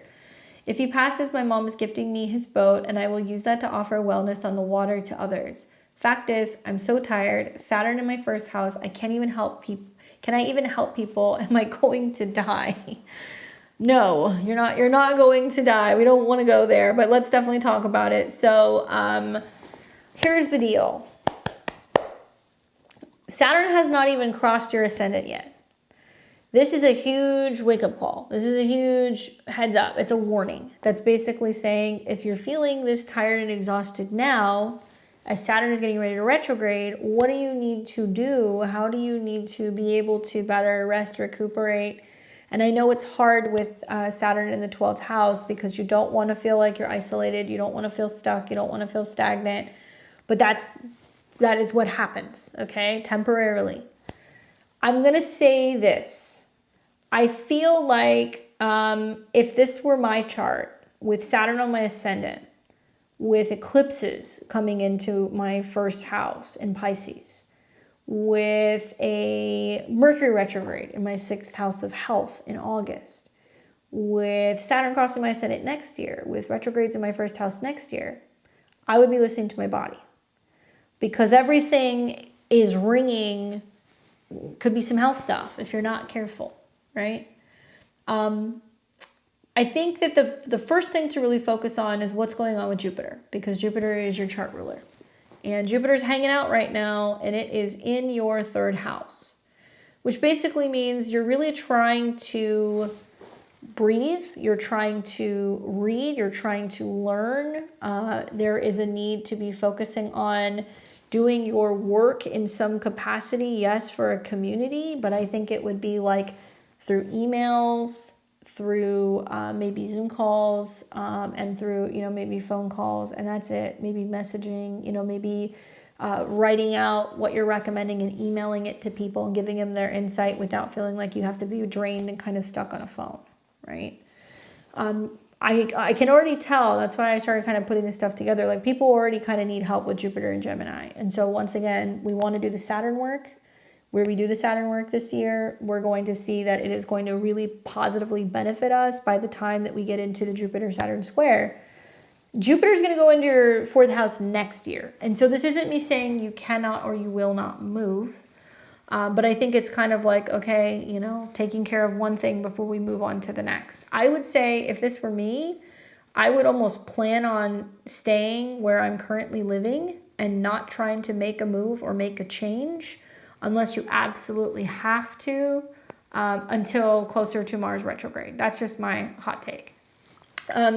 You're going to see Mars and Jupiter come into conjunction in your 3rd, and this could be really wonderful for being able to have a new website or having like some kind of content you could put out that people could kind of subscribe to or pay for. This is about building something using the information that you have on hand or some kind of connection to doing work from home, right? So that's going to be in August. Now, these 2 planets will square Saturn, which means if you are talking too much, working too much, too mentally stressed, your body's going to be like, nope, and it's going to make you feel a little mentally frazzled. Mercury retrogrades this year are like not screwing around also. I think people are going to be super, super surprised to see the fuckery that happens with Mercury retrogrades because Mercury rules Gemini, right? And Jupiter's in Gemini. So when we have Mercury retrogrades, it's going to make Jupiter loud. And so when I look at when this square is happening, Mercury is turning retrograde in your 6th house, right over your sun and your north node. So this is basically saying if you're too mentally stressed, you're juggling too much stuff, your health could have some problems and it could slow things down for you. Granted, this is also scheduling stuff. Maybe this is when you are in the process of trying to, kind of prepare to move. I can see that you're going to want to move with Mars and Jupiter on your IC, but because it squares Saturn and there's a Mercury retrograde, unless you absolutely have to, I do not recommend doing it. I would wait. I would focus on getting your, some of your work stuff in order and also taking care of your health. There will be time for you to move when, Mars is in a trine to Saturn. So you could do this at the end of September. Also, Mars in the 4th house is possessions, right? Relating to family, and it's trining Saturn in Pisces, which could be an older relative dying and then getting a boat or a home on water. I'm not saying something's going to happen to him, but just a heads up. No, I'm going to double down on that. You're going to have a solar eclipse that's going to be in your 8th house. So possibly, I would say sometime in the fall, like September, October, that could potentially be when things are kind of changing. And then you've got, Mars that's trining Saturn. Now that's the first Mars Saturn trine, which will be easier to move. The second one is going to be when Mars retrogrades and it trines Saturn again in February, right? So like it's coming together, but remember, if you're trying to expand too quickly in the Jupiter area of your chart, then Saturn's going to catch you on it. And I feel like I wouldn't be preemptively trying to move or trying to do anything because you might move and then be like, oh, now I got the boat, or now my home or situation is changing, or now I'm making more money and I can move, and you're going to be like, shit, why did I do that? So be very careful for those of you guys who are Pisces risings who are watching. A lot of you guys are going to be very tempted to just suddenly pack up and move or leave or go somewhere or go in between 2 places. And then you're going to realize down the road, oh, actually, okay, I should have just like gone here, but that's okay. I do think that things will get easier, but I want you to know that the eclipse that you are going to be having on your ascendant is something that I would really watch, because you've been having eclipses in your 1st house and it sounds like they're already impacting you, right? Actually, the first eclipse that we had in spring of 2023 was 29 degrees. So it was in your 1st house, but you, yeah, it looks like the physical stuff started happening, or the intensity, or the relational issues, or the money issues. And then now this is the emotional kind of like whiplash. This is the emotional impact of stuff. And in a full moon lunar eclipse is emotional. First house is about your mood, your body. And it's going to be right between Saturn and Neptune, square Jupiter, right? So I do think things can get better. Saturn's also, going to cross your ascendant, and then it's going to oppose Saturn. And that can be when you're like, I am moving out of my ex-husband's house. Your 7th house is your first husband. So likely this will be when you're like, and I'm out, see you later. Like you could be on your way, in September, October. That would definitely be a better time. But divide and conquer. Health and kind of figuring out the game plan with work is first. You have to, your health is your wealth. And if you don't have that, you're not going to be able to do anything else.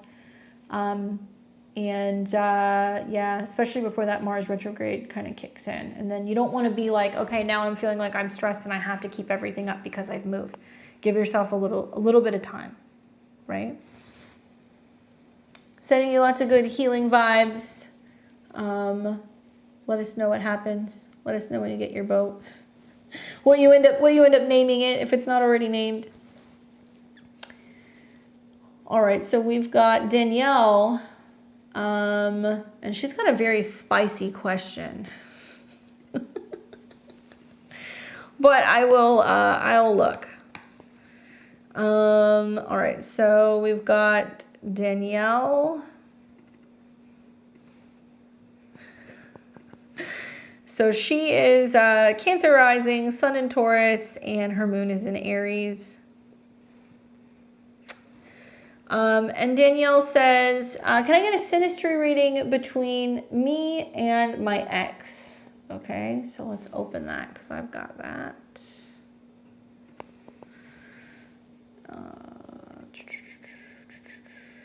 Where is it?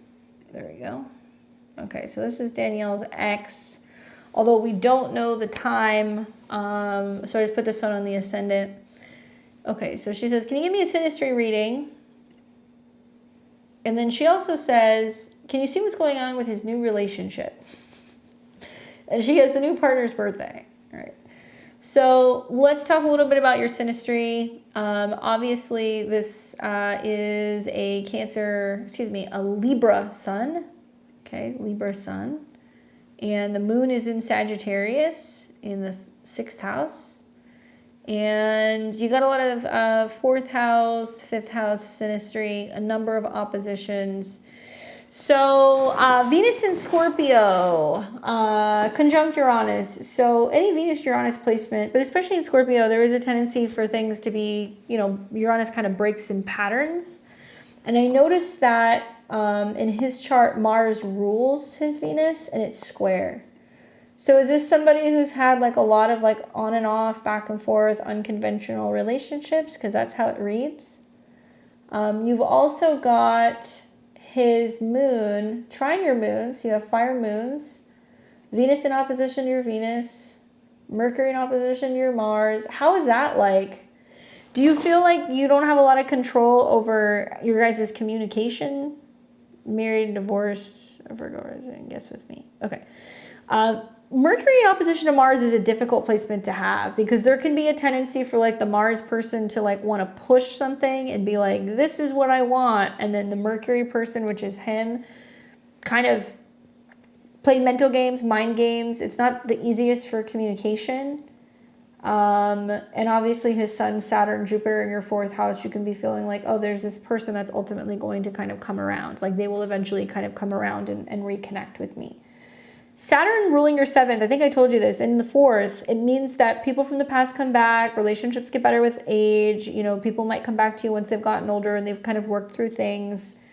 But in my opinion, that's not an easy placement to have because he's highlighting your natal Saturn Jupiter, which is like, well, I have to wait until that person has worked out their relationship issues or karma and then they're ready, I'm also not a huge fan of them having Chiron conjunct your Venus, although you're born with that. And it can be about where people get their feelings hurt because it's like, okay, you tell me that we're together, but then who is this other person? The 11th house represents the lovers of other people. It's like their 5th house.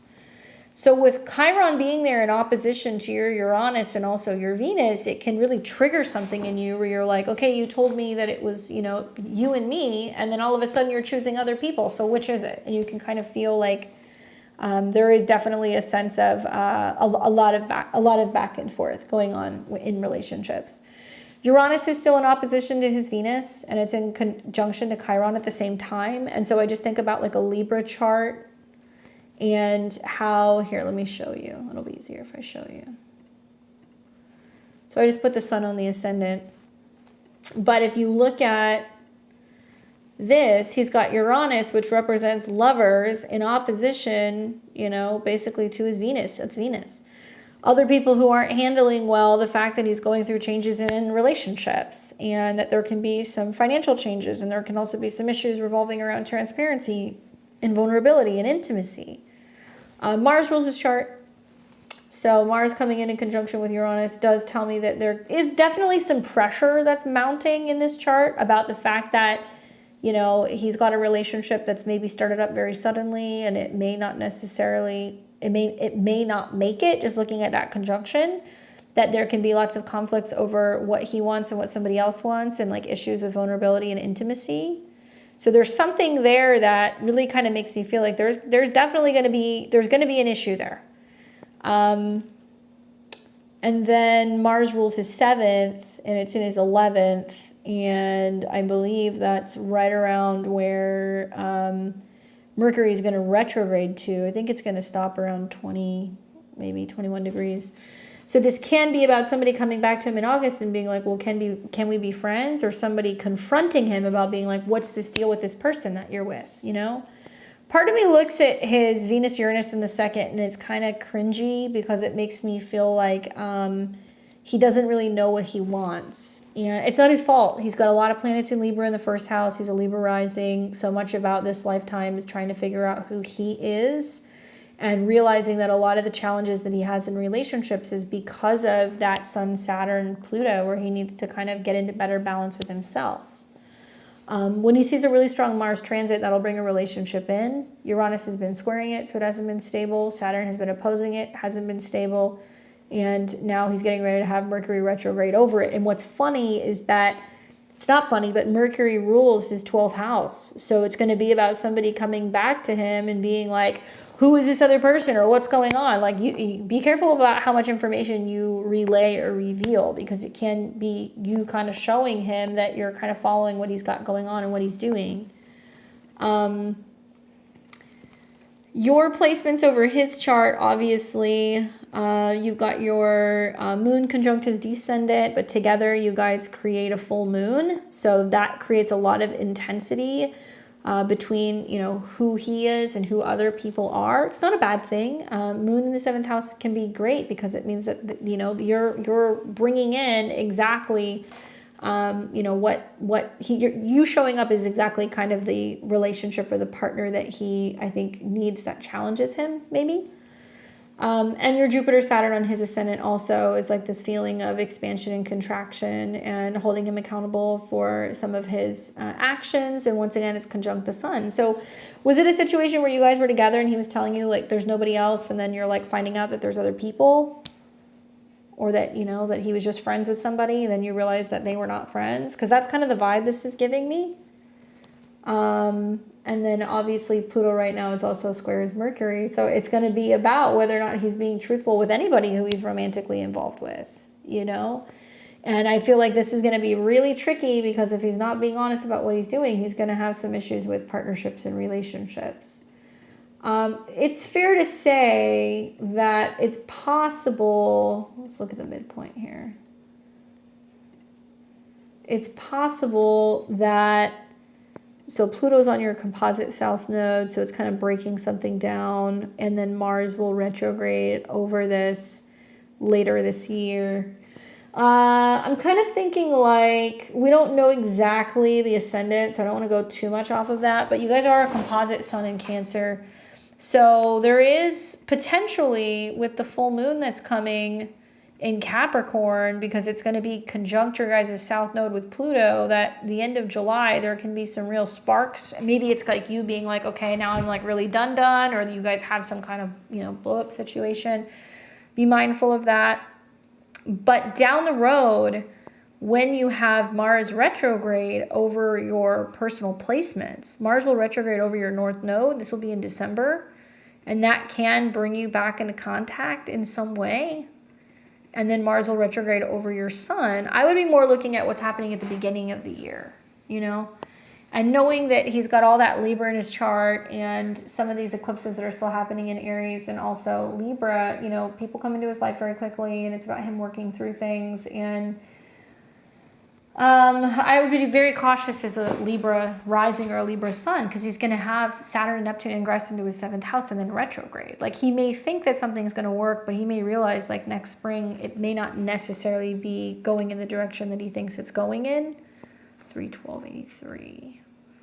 So to kind of like wrap up,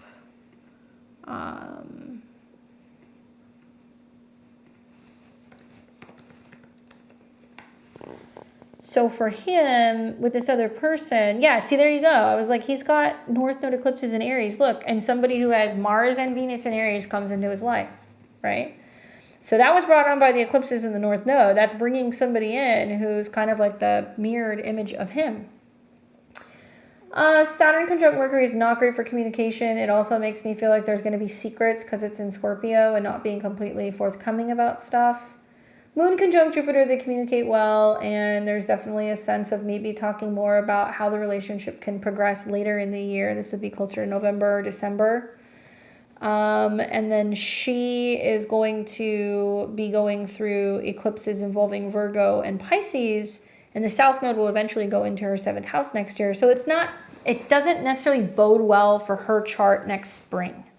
Things might pick up very quickly, but I think of like Pisces rising charts and how Saturn's in their 1st house and Jupiter's in their 4th, and they're reluctant to like move or move in with anybody. And then they're going to start seeing some changes in relationships like in August and September. So like, part of me feels inclined to tell you, I feel like the people who came in for a reason. Maybe it's to try to get him to realize that if he wants to move forward in relationships, he has to get outside of himself. That's why he's bringing in people who have oppositions. Whether or not they work or not, I don't know. I mean, I think that any person who's got a lot of Pisces placements, especially someone like this that's got their 7th house lord behind their sun, when you start seeing eclipses near there or retrogrades near there or a Saturn conjunction near there, there's definitely going to be some issues in relationships, and it can be about keeping secrets. So if she finds out he's doing some of the same stuff, it may not necessarily work. And I think that that's kind of how his astrology works right now with some of the eclipses and the things going on in the 7th house. It's like what he's doing to other people, it's going to keep coming back on him. So he's not going to be able to really evolve in a relationship until he learns how to work through some of those issues, right? And then you got to ask yourself, do you want that? Right? Do you want that? You're about to have this, you know, the second full moon that's still kind of connected to your 7th house, really close to your South Node. So it can be about being like, I don't want something that's like toxic in that manner. And a strong Saturn transit's going to help you out with relationship stuff. And you definitely have that with Pluto trining your Saturn through changing and transforming the way that you're looking at certain relationships from the past. Yeah, even if I don't know if that's the same time that you gave me before, the same date, but it's a lot of the same aspects. Not much of it is going to change. Anyway, I hope that's helpful for you. All right, we've got Adriana.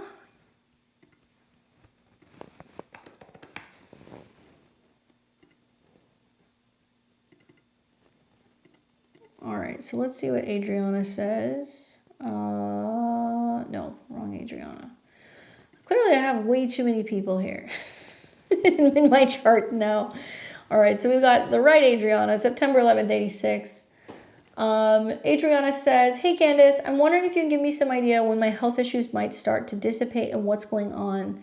I'm working so hard on my health and it's starting to feel endless at this point. Can you recommend anything you see in my chart coming up that might distract me or ease things up? I've been thinking about finding an online graphic design course because I'm unemployed right now and I'm not sure if my foggy brain can handle it. Is this the Neptune influence? All right, so we got a Libra rising here.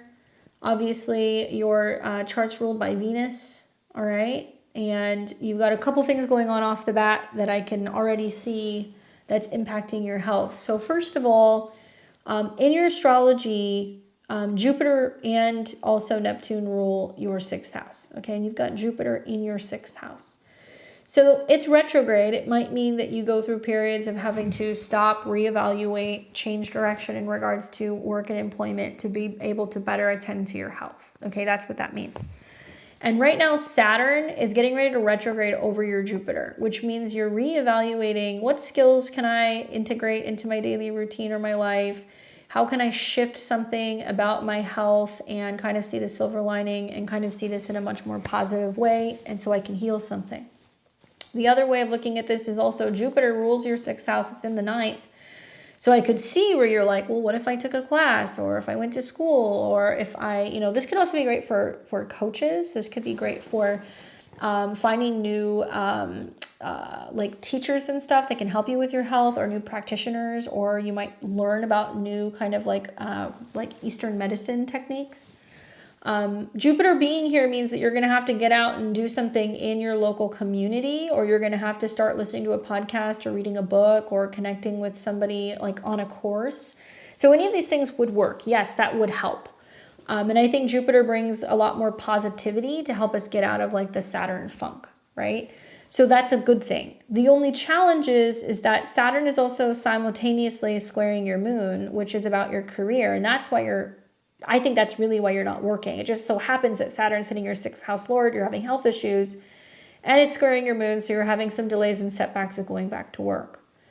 When you get out of the Saturn-Jupiter conjunction and the Saturn, Moon-Uranus square, most likely you will. I would honestly look at this and go, it's very obvious there's been a break at work because it's trying to really stimulate with the squares to Uranus, the need to focus on something creative and something that brings you happiness and brings you joy, right? So the universe is trying to use your health or your body to get your attention. One of my really good friends was born in, I don't know, it was 86 or 87. She's a Libra rising. She's having the same transit, Saturn on her Jupiter, squares to Sagittarius, all this stuff. And I remember saying to her, you're going to get sick and you're going to lose your job if you don't stop complaining about work or make a change. And like within a month, she got really sick and then she got fired from work. And then she's like, well, now what am I going to do? And I was like, well, now you got to figure out, like your passion project and the stuff that you need to be working on the side. She had a separate business, but she didn't want to quit her full-time job to really focus on that business. So I was like, the universe is going to make you do it. And so now, like, fast forward, it's been like a month or two, her business is like kicking ass and like selling like $10,000 worth of sales a month. It's like crazy. And a lot of it, I think, is because she finally accepted and was just like, that had to end. I'm focusing on the new thing. So I say that because I see some similarities in your chart. I feel like integrating a creative hobby or something that can provide a new stimulating way of making money that can feel fun and creative can be really beneficial. And it can also make you feel better, right? You're Libra rising.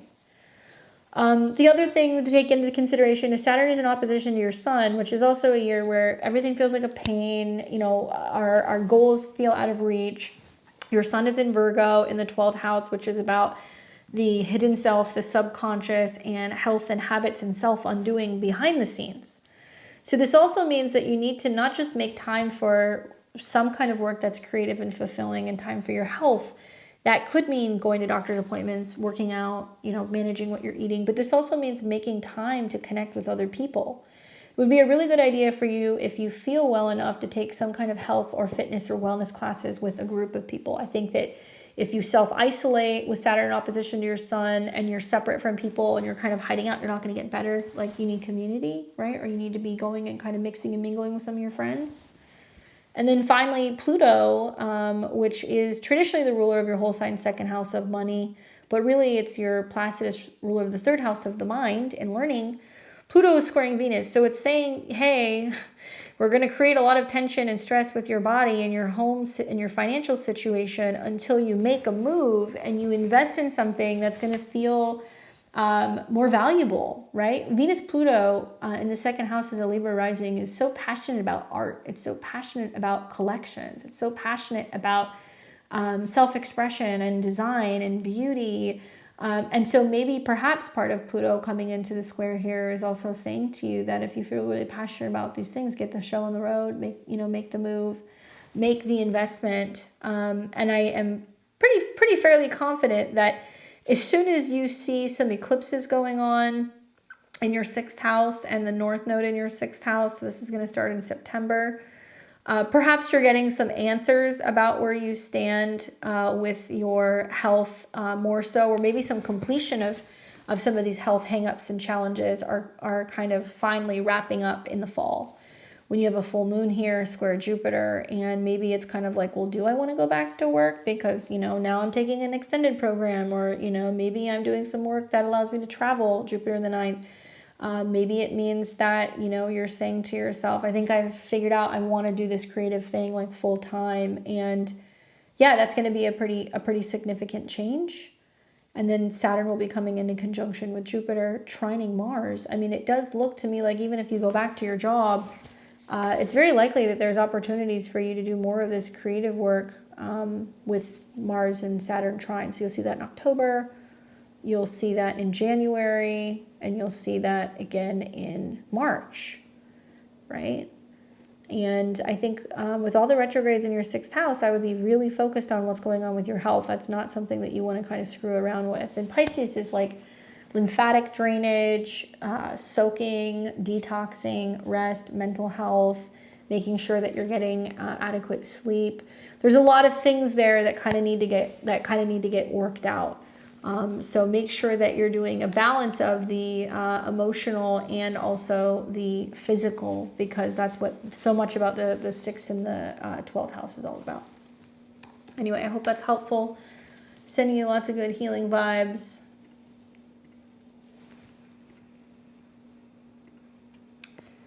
And let's see, who else do we have here? We have one other person. Why do I feel like I'm missing somebody? So we did Tara, we did Danielle, we did Adriana, Sage Moon.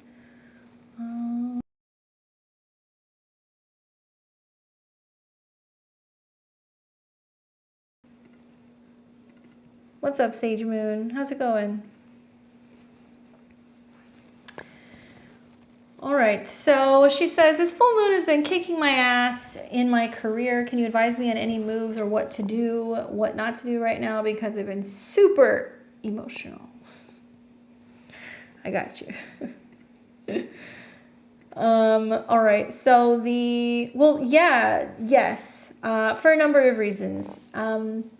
So for starters, the full moon, obviously you are a Capricorn, but the full moon was within a couple degrees of your midheaven. So it's definitely bringing up and having you like really focus on, what's going on with your career.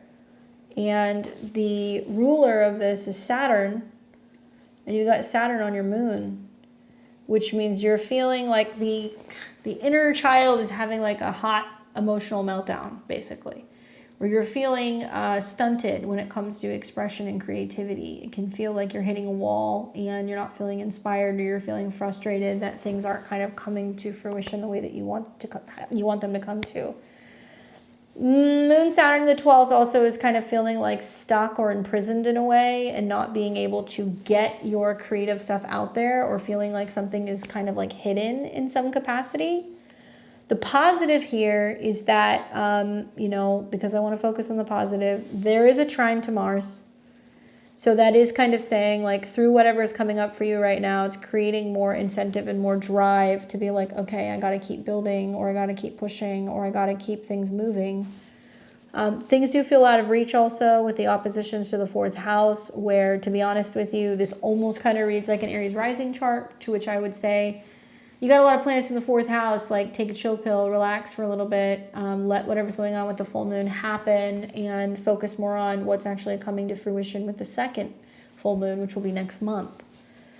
Now, there's a bigger thing at play here, though. The bigger thing is that still in this next year, Saturn and Neptune are going to come into a square with your midheaven, which can mean that if you feel like the direction that you've been going in doesn't align with who you are or your vision, or there's something that's like changing, it's trying to kind of get you to kind of recognize that and realize that and like clear all that out, right? And to some extent, it can be things that you were hopelessly and gloriously really optimistic about, that you thought that was going to happen, that just maybe didn't play out the way that you thought it would. It can also mean that there can be a change in the way that you are perceiving yourself, and there in turn it's impacting your career. North Node is in conjunction to your Chiron right now. That sucks. I mean, sorry to say that, but it does. It basically means that, you know, you're in a situation where all your wounds are being ripped wide open, and you feel vulnerable. And as a Pisces rising, it hits you where it hurts financially, in terms of your self-esteem, in terms of also your productivity. And even that, look, you have so many Pisces signatures in your chart. Pisces rising, Pisces moon, Chiron at a 12. Like, it's basically saying that a lot of the mental, emotional things are now manifesting in the physical, right? And sure, it can impact your money, but really in the first house, it's like your wounds, right? So this moon you're going to see tomorrow is going to hit the North Node. And I kind of feel inclined to tell you, like, there's nothing you can do today, tonight, whatever time zone you're in. There's nothing you can do right now. Let it go. Watch what happens tomorrow. When the moon hits your North Node and it comes in a conjunction with your Sun and your Jupiter, that's the reset point where you're like, okay, we're starting over. And then the moon is going to come into a square with the North and the South Node, and you're going to go, okay, what is my goal? What am I working on? You know, where am I resetting? And then next month, you'll have that second full moon that's going to be at 29 degrees. It'll be in your 11th house, so at least that's going to be an easier house to navigate, because it's about wish fulfillment and dreams and, you know, working with people. And as a late degree Pisces rising, this is going to sextile your ascendant. So it means that things are now coming to some bigger kind of completion and conclusion. There's some kind of group support, and it's aligning with your feelings, your intuition, and your vision. Simultaneously, this is trining Uranus in your money house. So it almost seems to me like you need support from other people. You need feedback from other people. You need some assistance from friends. This is about networking and reaching out to other people who you can collaborate with, or who you can kind of work with, especially if you're feeling like you're not getting enough traction or visibility. This can also be about getting feedback on stuff that you're creating, or projects that you're working on that can really help you have a breakthrough. Jupiter also is in conjunction to your Saturn right now. And I feel like Jupiter does bring positivity. It's your chart ruler, but Saturn is also about your goals. And this can really be highlighting for you, where a lot of it's about making changes to your mindset and how you're talking to yourself and what you're thinking and like what you're saying. The Sun Jupiter in you is extremely positive and optimistic, and anything is possible. But the Saturn in you with the opposition to Mars and Neptune is like, oh my God, things aren't working. It's not playing out like I thought it was. And it's like meltdown, you know? And so for a lot of this, it's about finding the middle ground and not having the swing where everything has to be amazing and super successful and perfect all the time, or, you know, feeling super down in the dumps, nothing's moving. Finding that middle ground so you're not feeling like you're swinging back and forth so much, and not putting so much pressure on yourself too.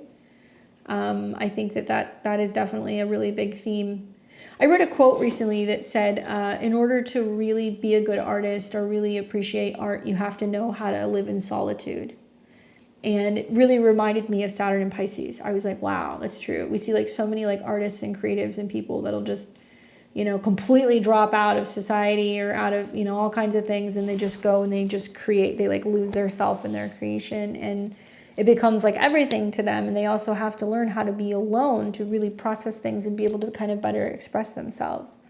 So I think about Saturn on your moon is like giving you that space emotionally to like really go and create. But maybe it's about not spending too much time alone and still working with the Capricorn energies and finding other people who might also be entrepreneurs, solo artists, you know, stuff like that, where people are also similar to you, maybe looking for some kind of like collaboration or some support, you know. But I think that you may look back at this period and go, wow, that was like a period where I was given that time to work on this stuff and like look at what I created. Because that's really, I think, what this is about. And obviously a lot of inner child stuff too, with the moon being connected to your 5th house. I think that a lot of that is going to be about doing meditations and connecting with that. and being able to kind of heal something where maybe you felt like you didn't get the reassurance or the feedback or the support that you needed. And now you're able to kind of do that on your own, or through like meditation or hypnosis. It can be really helpful. But I think the second one's going to be a little bit better for you with the sextiles to your ascendant. So hopefully that's helpful in giving you some insight. Well, guys, I appreciate you hanging out with me, spending time with me on the full moon in Capricorn. Do not forget to like this channel. Subscribe to me if you guys like this content, or if you want to come back and hang out with me at another Friday night. I'm always here, 5 p.m. Pacific, 8 p.m. Eastern. Follow me on X. I'm streaming all of my videos and stuff on there as well. If you guys want to check that out, you can also find all of my work at beyondtheveiltarot.com. I see clients one-on-one over Zoom from all over the world, all walks of life. I also teach tarot and astrology as well. So if you want to learn with me, check out my website, sign up for my newsletter to be alerted as to when I have new courses and classes. We've got something on there for everyone. Until next time, enjoy the rest of your weekend. I will catch you guys all back here on Sunday for the Astro weather. Take care.